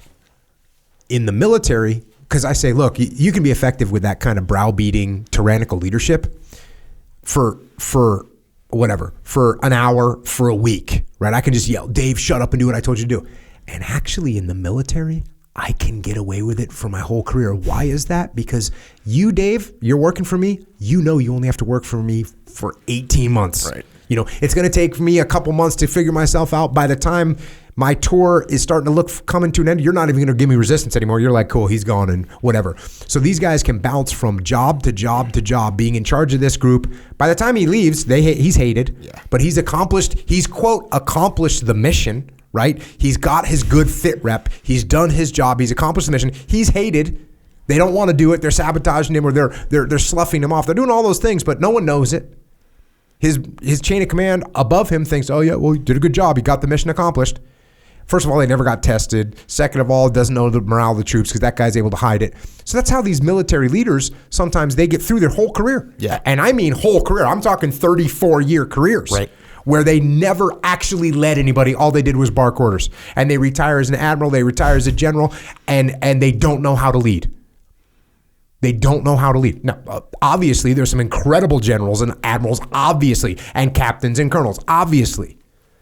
But just because you became an admiral or you became a colonel or you became a captain or you became a general, that doesn't mean you knew how to lead. And you know what? If you were a tyrannical leader, you can get away with that in the military. Yeah. You can get away with it because it's only a 2-year command. No one wants to. Guess what? Everyone below you actually also wants a good fit rep. So you want a good fit rep, so you're going to bark into everyone, and everyone below you just wants a good evaluation, so they're just going to kind of follow your lead and put up with it. That's self-preservation. I saw that in my career all the time too, and we had a term for it. We called it a run out the clock scenario. And we'd sit, and we'd have, the young captains, the junior guys would sit around and it was just us and we'd vent and we'd get frustrated and I'd see people complain and I'd see my peers getting this off their chest. And when you do the calculation of, hey, what are we going to do about it? Are we going to push back? Are we going to fight back up the chain? In the end, the conclusion is always just run out the clock, man. Mm-hmm. This guy's gone in 7 months or whatever, or this guy's gone in 7 months. And by the way, we got a 2-month trip here. He's not coming with us. We got this, we got that. He's going to this thing, and it's really, what is it? We're going to be face to face with him for another month. Don't worry about it. Right. Suck it up. And I don't mean to paint some picture that we just sort of resigned ourselves. Really, what it was, I'm going to focus my energy on my guys. Yeah. I'm not gonna waste my time with this guy, but it does create that it helps perpetuate the scenario just described. And to whatever small percentage, there are leaders in the military, just like every other organization, that got their way. They got their way through, and they're not good leaders because they do exactly this. And I'm thinking too of not just a scenario where you're my subordinate leader and I go, hey, I want it done this way, Jocko. And you're not like, well, I was kind of thinking maybe plan B is better than plan A. You're saying, Dave, no way, man. What better position for me as a leader to have a guy who the more emphatic you are about what you're doing, it's likely that the more loyal you are and the more you want the outcome to be good. That's why you're pushing back. And if you're in a leadership position and your people are pushing back aggressively, that's even more of a reason to listen to them, because there's clearly something. And what always happens is we see people meet resistance with resistance. The more resistance I get, the more I should stop resisting, the more I want to listen. Now, if you go, yeah, I mean, I guess so. Okay, cool, we'll just do it my way, and that's kind of the end of the story. Mm-hmm. But if you go to the mat with me, no, this is a bad idea. I'm not going to listen to that as a leader? Why is this person pushing back? Because they don't care about the mission. They don't care about the people. They don't care about the outcome. And it's Is Jocko pushing back because he doesn't care about his people? Because he doesn't want this to be successful? Why would Jocko possibly be drawing a line in the sand right now? Right. Yeah, there's a you want to know what the reason is? There's a reason. There's a reason. There's a damn good reason. You need to figure it out. And also in this scenario we're painting where you're my subordinate leader, I also have to give you a little bit of credit that you recognize you are putting your career at risk. Wait, you're going to bow up to me, junior subordinate? I have to recognize that you even realize that this is a sketchy move you're making right now. You're going to the boss and telling him no. You don't think the subordinate leader recognizes the risk that he's taking by digging in a little bit and going, boss, this is a bad idea. I mean, of course, I'm sitting here with the luxury of having benefited from all the things that Echelon Front has done and all the things that you've written about and all the podcasts I've listened to. It doesn't make it any less easy to hear this story and picture that conversation and know that tyrannical leadership is widespread and it's all over the place and it doesn't work. It's frustrating to listen to that story and you think about, the catastrophic outcome. But even the subtleties of people leading through, hey, at the end, we can go back and forth, but in the end, you're gonna do it my way. What a devastating approach that is to leading the people around you. Horrible in every possible way. So, digging a little bit deeper on this, there was some people that wrote in to historynet.com and asked Michael Christie for some more amplifying information. Here's one of the letters that got written in. The article Last Stand at LZ Hereford by Michael Christie had me living the experiences as if I were there. I served in Vietnam with the Marines, including 40 days under siege at Con Thien in 1967. We always feared a human wave attack like experienced by the soldiers at Hereford. I would like to know if Lieutenant Colonel Rutland Beard was ever charged with negligence for ordering Charlie Company Commander Captain Don Warren to leave his mortar platoon behind in a vulnerable position with no infantry support while the rest of Charlie moved out. Also, I was curious to know if Staff Sergeant Robert Kirby was recognized for his harrowing attempt to lead a small group of soldiers and journalist Sam Caston to safety. I have to wonder how John Spranza, who was badly wounded and played dead before his rescue, and the other survivors are doing today after their dreadful experience. Well, for one thing, we know that Staff Sergeant John Kirby, though not named, was written about in a very negative way in this other manual. But guess what? Michael Christie responded. And here's his response. As one would expect, the horrors of the massacre at LZ Hereford had a tremendous impact on the lives of all those involved.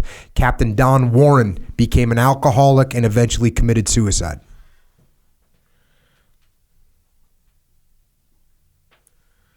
So the decision that we're sitting here toiling over, he toiled over it too. Sergeant Robert Kirby retired from the Army and refuses to talk about LZ Hereford, claiming he remembers almost nothing about it, although he did receive a Silver Star for his part in the battle. God bless him. Bob Roeder has a severe case of PTSD, but still managed to succeed. He married his high school sweetheart, raised a family, and operated a multi-million-dollar medical supply business. John Speranza overcame his physical injuries. So Bob Roeder was the last guy to be recovered. The guy that broke down trying to identify his friends. John Speranza, who's got shot in the ear, exit wound in the nose. John Speranza overcame his physical injuries but suffered from emotional damage. His drinking led to 3 divorces, yet the same determination that saved his life 46 years ago allowed him to work successfully in 2 long careers, first in the printing industry and then as a rural postman for 20 years. He and his wife of 26 years are retired and live in northern Georgia. Charles Stuckey died of cancer 6 years ago. No one has heard from Isaac Johnson since LZ Hereford was overrun. No official record exists on Rutland Beard receiving any reprimand. He retired from the Army as a colonel. As for the company members who rushed to the rescue, all are still horrified by the carnage they witnessed once they reached LZ Hereford.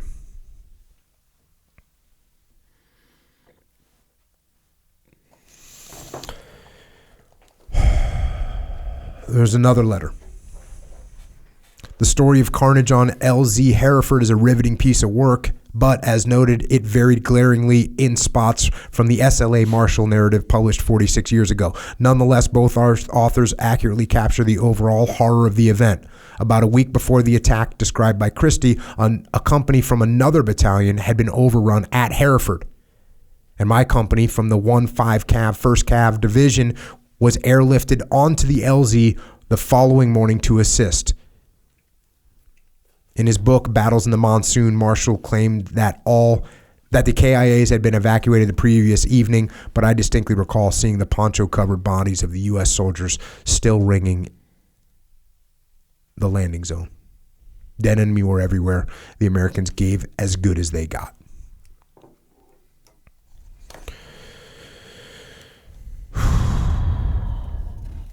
And there's one more little, well, maybe not so little. There's one more detail that I want to go into. So, Sam Kasten, the journalist, he was married when he was in Vietnam. And he and his wife, a woman named Fran Kasten, had moved to Hong Kong while he was working in Vietnam. So they were, close flight. And he figured, well, I still want to see you, so we'll move to Hong Kong. And then when I go work in Vietnam, and then when I'm not working, I'll come back. And they'd been there for about a month before he was killed. And they had a 13-month-old toddler at the time. They're there in Hong Kong, and after he was killed, she packed up. She went back to the States. I mean, devastated, obviously, and not only devastated, but now what?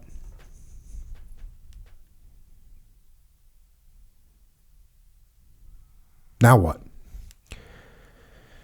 Whatever plans she had are now obviously gone. So she had to put her life together as best she could. She had been to school. She'd studied English, I believe. And she went and started knocking on doors and eventually got a job at the New Yorker magazine. And then she moved over to the Scholastic magazine and eventually became a teacher at the School of Visual Arts in Manhattan. Teaching writing. And that is when, at age 40, she started to write poetry.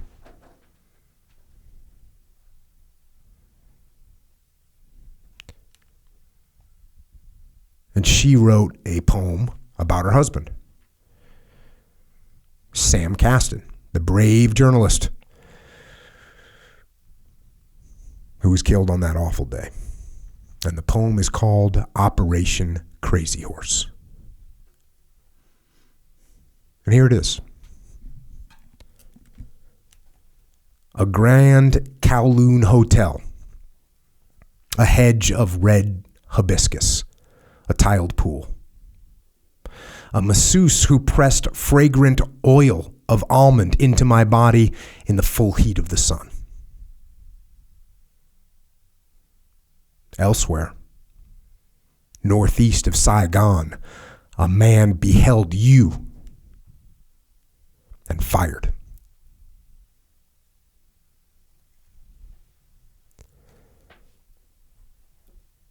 At the Undertaker's, you were all made up. And your hair was parted wrong, so I smoothed it the way you would have liked. Someone shouted, "Stop!" as if we were caught making love on the couch in my father's house.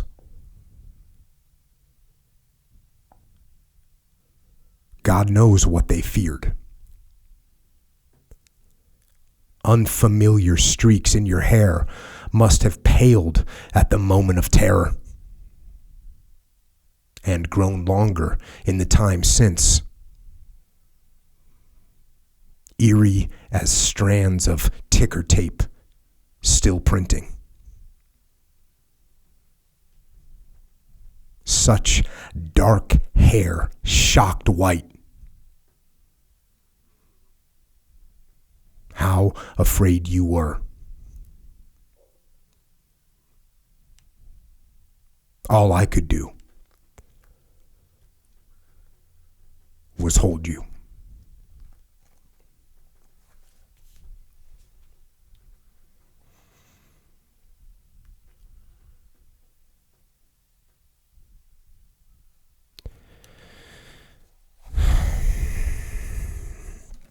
And there you go. There is more to every story. And more for us to learn.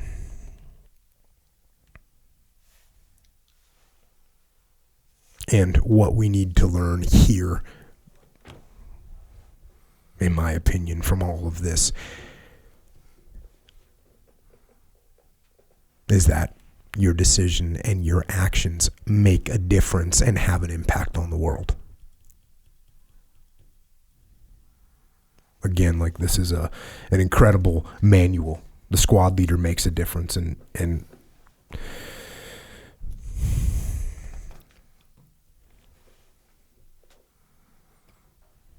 it doesn't just apply to squad leaders, it applies to all of us. Your actions make a difference and have an impact on the world. You're going to leave a mark. You leave an imprint on the world, and you leave an imprint on the people around you.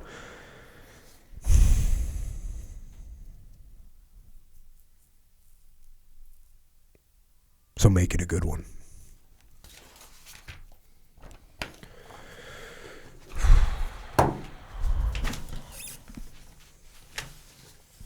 Well, Echo Charles. Yes, sir. Go ahead, man. Well, it's true. We do leave an impact on the people around us.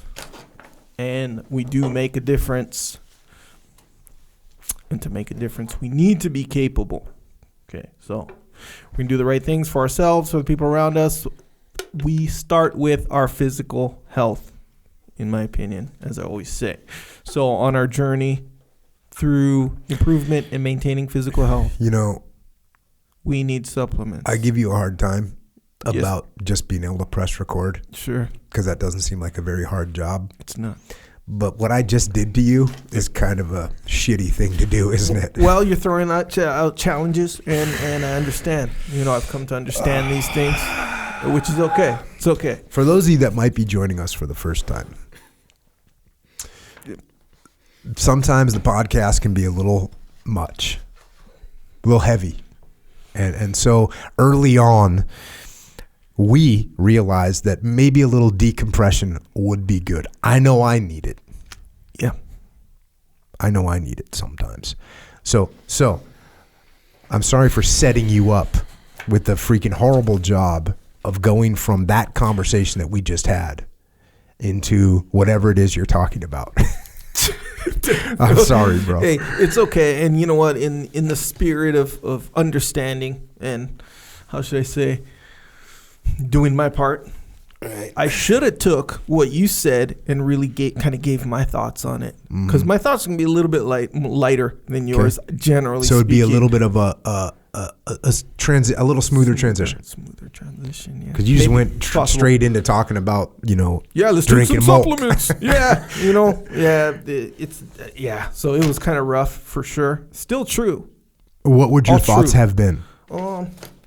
I don't know, man. I guess that's why I didn't go into it, because I was like, dang, I should just be quiet just for a little bit. Yeah. Maybe. Yeah.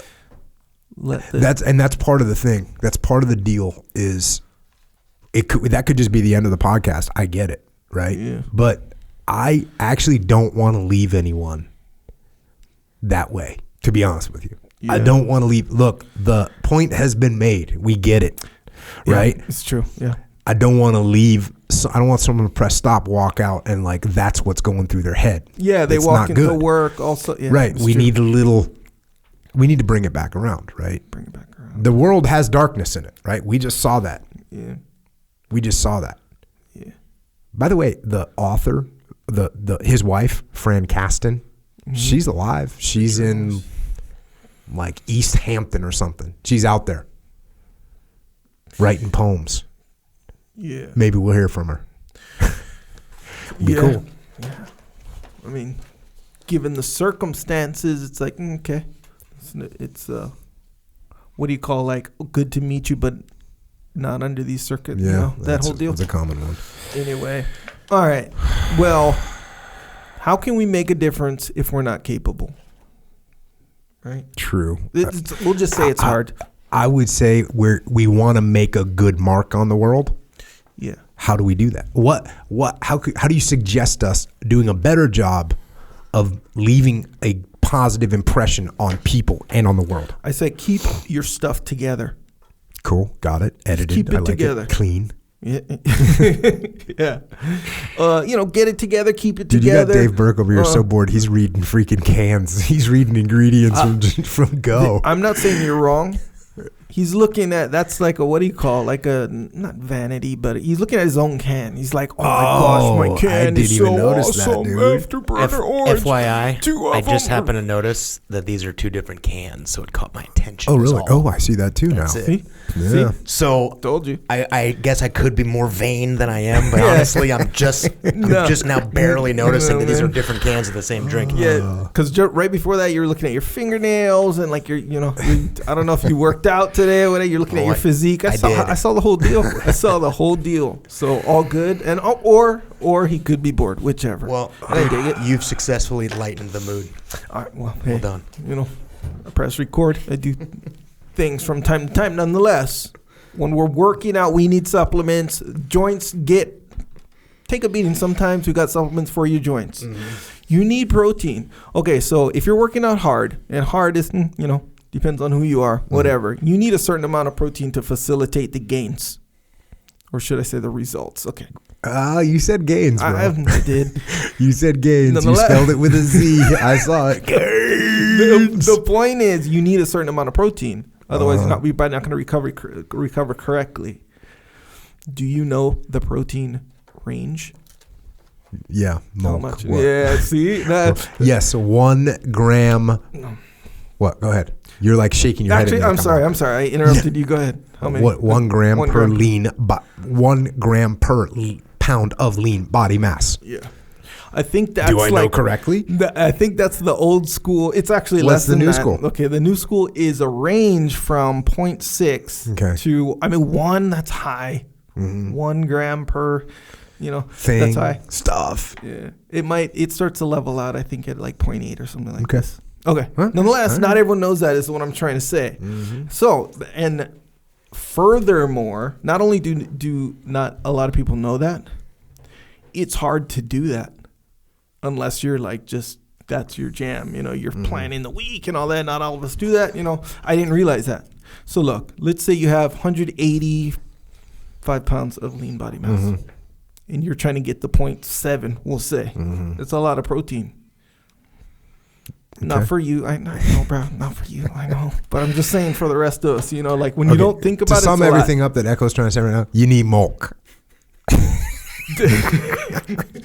You need milk. Okay, see, Brett, you're not really understanding. Like, okay, 0.71 range. What? No, Brad. No, Brad. Look, milk is needed. Let's say I didn't say any of that. Okay. What if I just said, "Hey, you need milk"? People are gonna be like, "All right, okay. You have failed to describe why I even need milk." I'll stand down, but can you hurry a little bit?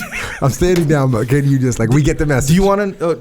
Do you though? Do you get the message? I think we get the message, bro. I honestly do. I don't think you do, and that's why I'm here. Okay. See, if it was between you and Dave, you'd be like, drink milk. It tastes good. They'd be like, bro, you think a lot of stuff tastes good. Anyway, take the milk, bro. You had some discipline. Go. I never seen you bring it like this. I like it. Anyway, speaking of discipline, go. Okay, and bear with me here. Bear with me. So discipline, go. It's a thing. It tastes good. It's a little drink. Kind of like a soda. Yeah. I mean, okay. It's not like a soda, but it's like a soda. So, and I'm going to tell a little story short. So, you know how when you go to the movies, right? You go to the movies? Yep. Do you get soda and popcorn at the movies? Sure. Dave Burke, soda, popcorn? I used sometimes, to. Right? Yeah, that's the thing. I understand. So you go to the movies, you get your soda, you get your popcorn, you just you watch the movie with your kids. It's awesome, right? You come home and you kind of remember, whether it be later that night or the next day, you're like, oh yeah, that was a cool movie. You're like, man, but I ate that whole thing of popcorn. You know how many calories are in popcorn? And junk calories too, by the way. There's a difference. I have no idea. It's a lot. It's like 2,000 calories. It depends on how big the popcorn is. And then you got the soda, right? Okay. And there's a small tinge of guilt that comes with you. Same thing with the brownies. Same thing with the other stuff that you eat. Don't act like you don't. The pretzel wrapped hot dogs that my wife made for me on Super Bowl Sunday. Yes, sir. Somehow I forget where everyone was, but they came out of the oven and my fam wasn't around, and I was like, oh, I'll just have one or two while my family's not around. I racked it. I had half a tray. I crushed them. How big was the tray? I don't know the specific. It's like a cookie type. Oh, like a sheet, like a regular standard cookie. Yeah, like a standard. That's a lot. It must have been half at least. I'm going to go ahead and say 20. 20 of them. 20 of those things. And you figure no factor. That's probably 300 calories per, probably. I maybe have no two. idea. They're real 20. Small. Yeah, but those are like sausages with freaking straight up biscuits wrapped. Yeah. Like, okay. Bro, that's who knows? But I butter in there. Oh yeah. It sounded nice. Yeah. But I get it. Like, you'll just go punish. You'll pay the price the next day in the gym, and that's the protocol. I get it. A lot of us, we got a little bit more like guilt, and we're like, man, I kind of just shouldn't have done that. Anyway, the point is, when you drink the Discipline Go and the malt too, by the way, you get that same sort of satisfaction that you would have had with the soda or the freaking Oreo cookie shake from the drive-through or wherever. You get that same front end, but you get a way better back end. You see what I'm saying? Well, you get actually positivity. Exactly right. It's actually better. What was weird was I kind of thought about it because I had a milkshake with a banana, by the way. And the next day I was like, man, last night I had that dessert. I was like, wait, the dessert wasn't something junk. It was something good. Yeah. So it's like you get the refreshing. You got a double positive hit. Actual protein, getting to your 0.7. Then you got guilt-free, not even guilt-free, but positivity. Yeah, so this is like across the board, win-win, front end, back end, tactical, strategic, all good stuff. All right, hey, appreciate that. They got a bunch of other stuff there. Super Krill, vitamin D3, Cold War, Warrior Kids, Molk. You got all kinds of good stuff. You can get it from JockoFuel.com. And by the way, if you subscribe to any of these things, the shipping is free, because we know that was kind of an issue. People are like, I want this stuff, but shipping is expensive. We're trying to allow people to more easily stay on the path. And also, if you're just a person that doesn't quite stay on track, that doesn't quite do things that they're supposed to do, and they end up saying, well, I actually ran out of joint warfare or whatever, just subscribe. Echo Charles. Yes, just subscribe. If you subscribe, it's coming. Yeah. And it's free shipping. Get some. JockoFuel.com. Also, you can get the drink at Wawa. Yeah. Chain wide, by the way. Yeah. Chain wide. Apparently there's some insurgency happening, some other some other brands are trying to, maneuver. Yep. And they're getting ambushed. Yeah, that's So all, yeah. appreciate everyone going in there and just getting after it, clearing shelves. Yeah, and it tells kind of a good story. Did you see too. Corey? He went in with a cooler. He literally cleared. He posted it. He literally cleared the fridge out. Yeah, you can imagine the guy at the front desk or the cashier guy. It's like, bro, why do you have a cooler in here? He's You like, know? oh, because I'm gonna go. My current favorite thing to do is I get tagged on Instagram all the time of people doing that, and I just put it on my story, and it's just story after story of people going in, tagging Wawa, and just emptying the shelves and like buying everything they can. It is awesome. Appreciate everyone getting after that. And you can also get all the whole line at Vitamin Shop. And like I said, free shipping if you subscribe. If you might also need jiu-jitsu gear, a jiu-jitsu gi, you might need a rash guard. You can get all that stuff from OriginUSA.com, by the way. Implemented. OriginUSA.com. You can get that there. All this good stuff. And plus, if you ever are off the mats of justice and you need something to wear, because we know what we're wearing on the mats, right? We're wearing our Origin gi or our Origin rash guard. But if you're off the mats of justice and you need clothing, which you do, you can get jeans, you can get boots, you can get... Dang, we got socks coming. What? You can get everything. We're getting there. We can get everything. All of it's made in America. Made in America, which is what we are doing to rebuild manufacturing in this country. So go to OriginUSA.com, get whatever you need. Also, if you need more stuff, to wear off the mats and on, by the way, go to JockoStore.com. Now, here you can find your more disciplined, themed, I don't like the word theme, but more disciplined, slanted, skewed apparel. Okay. Here's the thing. You do want to represent when you're on the path. You do. Think about what you are representing, though. Let's face it. You do run the risk of representing the same thing your neighbor across the street, who's not on the path, by the way, is representing. Are you an elitist? No. What if my neighbor across the street is a badass? Well, then, okay, then there you go. That's cool. But I'm saying you do run the risk. Got it. See what I'm saying? Look, if you have discipline equals freedom, or you have good, or you have like one of the hoodies or something like this, you don't run that risk. You see what I'm saying? Got it. So if you're going to represent on the path, here, this is a good place to get the stuff, and it's a good move overall. Where do you get it? JockoStore.com. We have a little subscription situation going on too called the Shirt Locker. That's different. It's not different, but it's kind of different. Jack. It's a shirt every month. Cool new design exclusive. You can't get them on the store otherwise. Can't. These new ones. You're into this elite kind of elite shirt wearer. I'm just letting them know. Letting everyone know. Nonetheless, it's called the Shirt Locker. It's on JockoStore.com. So yeah, sign up for that, man. If you think that's cool, if you think you want to represent in that way, that's a good deal. Roger that. Subscribe to this podcast. Also, we got the Jocko Unraveling. We got the Grounded podcast. We got the Warrior Kid podcast. We also have the Jocko Underground. JockoUnderground.com, where we give some amplifying information, other things, different topics, different subjects behind the scenes. We're setting up for a Q&A, right? Yeah, and that's like questions like, okay, so I get it. Dave Burke, Jocko, Echelon Front, I get it. They're going to say, hey, how do I get buy-in from the team, right? That's a common one. It doesn't have to be questions about like work, what to do at work. It can be outside of work. Yeah.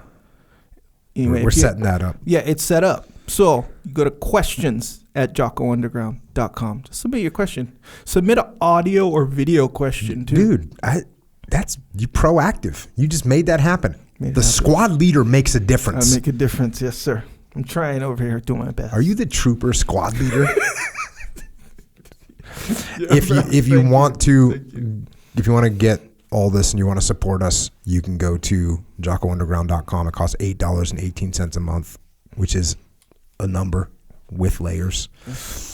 And that just protects us from, number one, having to be a slave to sponsors, and protects us from, if we from people saying they don't want to host us anymore. They can try it. We got it. We'll be standing by. Execute contingency plan. So thanks to everyone that's supporting on that. We got a YouTube channel. That Echo Charles, he makes videos, and I am the assistant director of the good ones, which is important to know. Also, Origin BJJ they're putting some cool videos up as well. Check that one out. Yep. Check out that one. I agree. Also, Psychological Warfare, an album. Don't forget about this, okay? Sometimes we can shy away from the support that we need. See what I'm saying?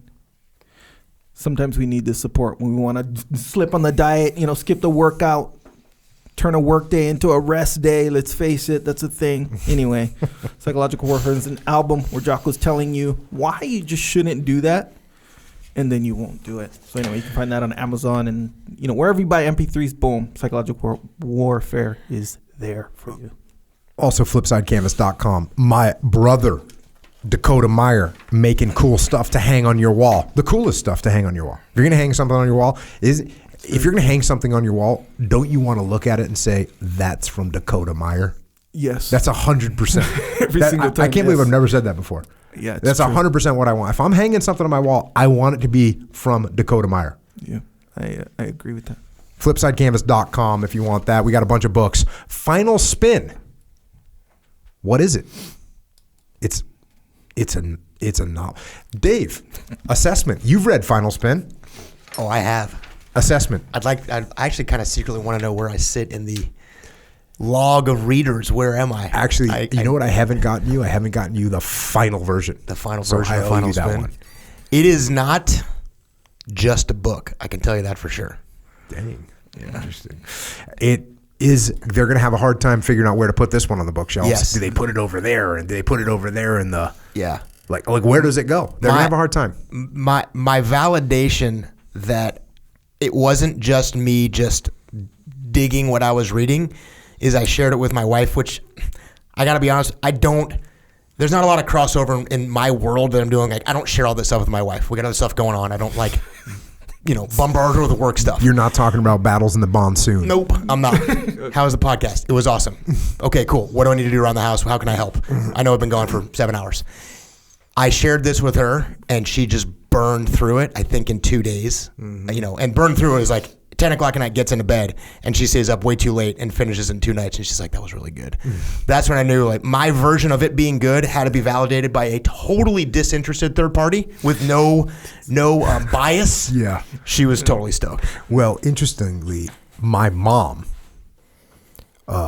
so you would think what you just said, biased, right? You'd think, I send it to my mom. That's a given, right? You know my mom. My mom doesn't it's because she was an English teacher. Totally. And so she's just there to she's just there, I would say throw darts, but she's not there to throw darts. She's there to huck machetes at your work, at my work, right? And so I sent it to her for a final read, and she sent me a text that said halfway done, I am loving this book. That was complete shock. Yeah. In fact, I told Leif about it because Leif was with me in New York City when Extreme Ownership made number one New York Times bestseller, which is sort of the cool thing for a book, right? And I called my parents on speakerphone, and Leif's standing there listening. I'm like, hey, I just want to let you guys know, we made New York Times bestselling list, with the book that I wrote with Leif. And my mom's like, oh, well, we'll see how long it's on there for. I was like, cool. Yeah, I guess we will. So a positive review. Yeah. And it'll be interesting. You go into a bookstore and they have, I guess, categories, whatever they. Yeah. I'll be interested to see where they put it. I will too. It's gonna be very interesting. So we got that. If you want to pre-order that thing, it's all. Hey, why pre-order? Well, so you can get it, because once again, we don't want you to not get it. Definitely don't want you to not get a first edition. It's a big deal. When you want that first edition. And here's the other thing. The publisher, my publisher. Do you think they're nervous about this? They are nervous. They're nervous because they're like, you just supposed to write leadership books. I'm like, what about all this kids? Well, yeah, that too. Are you going to write a novel? Don't you just want to stay in your little lane over here? No. So, put them at ease before they freak out. So, final spin, leadership strategy and tactics field manual, the code, the evaluation, the protocols, discipline equals freedom field manual, the Way of the Warrior Kid 4 field manual, Way of the Warrior Kid 1, 2, and 3, Mike and the Dragons, About Face by David Hackworth, Extreme Ownership, and The Dichotomy of Leadership. Echelon Front, it's a leadership consultancy. You can hear Dave and I talking about it today. This is what we do. We solve problems through leadership. Go to echelonfront.com for details. EF Online, it's leadership training for everyone. EFOnline.com. It's where you can get your whole team training tomorrow. It's tomorrow. You don't have to do something crazy. You don't have to contact that. You can go to EFOnline.com. You can start training tomorrow. The Muster in 2021. We got these things lined up. Go to extremeownership.com. It's our live event. All these have sold out. These are going to sell out too. EF Overwatch, if you need leaders inside your company, go to EFOverwatch.com. And we have leaders that understand the principles we talk about. They can go in your company and help you win. And if you want to help service members, active, retired, you want to help their families, you want to help Gold Star families, check out Mark Lee's mom, Mama Lee. She's got a charity organization. If you want to donate or you want to get involved, go to americasmightywarriors.org. And if you want more of my protracted parables, or you need some more of Echo's perplexing postulations, or you just crave some more of Dave's super serious sagas, you can find us on the interwebs, on Twitter, on Instagram, which Echo only knows as The Gram, and on Facebook. Dave is at David R. Burke. Echo is at Echo Charles. And I am at Jocko Willink. And thanks to all the people out there in uniform. All of you.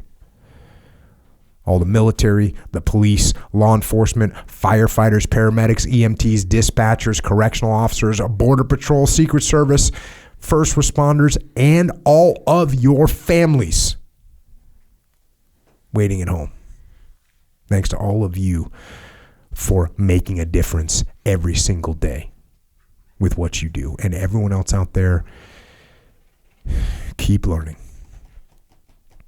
Keep evolving. And never forget that your decisions and your actions, they make a difference, not just in your life, but in the lives of other people. And don't just go through life. Don't just go with the flow. Be intentional about what you're doing. Set things in order. Leave a positive mark in the world. You do make a difference.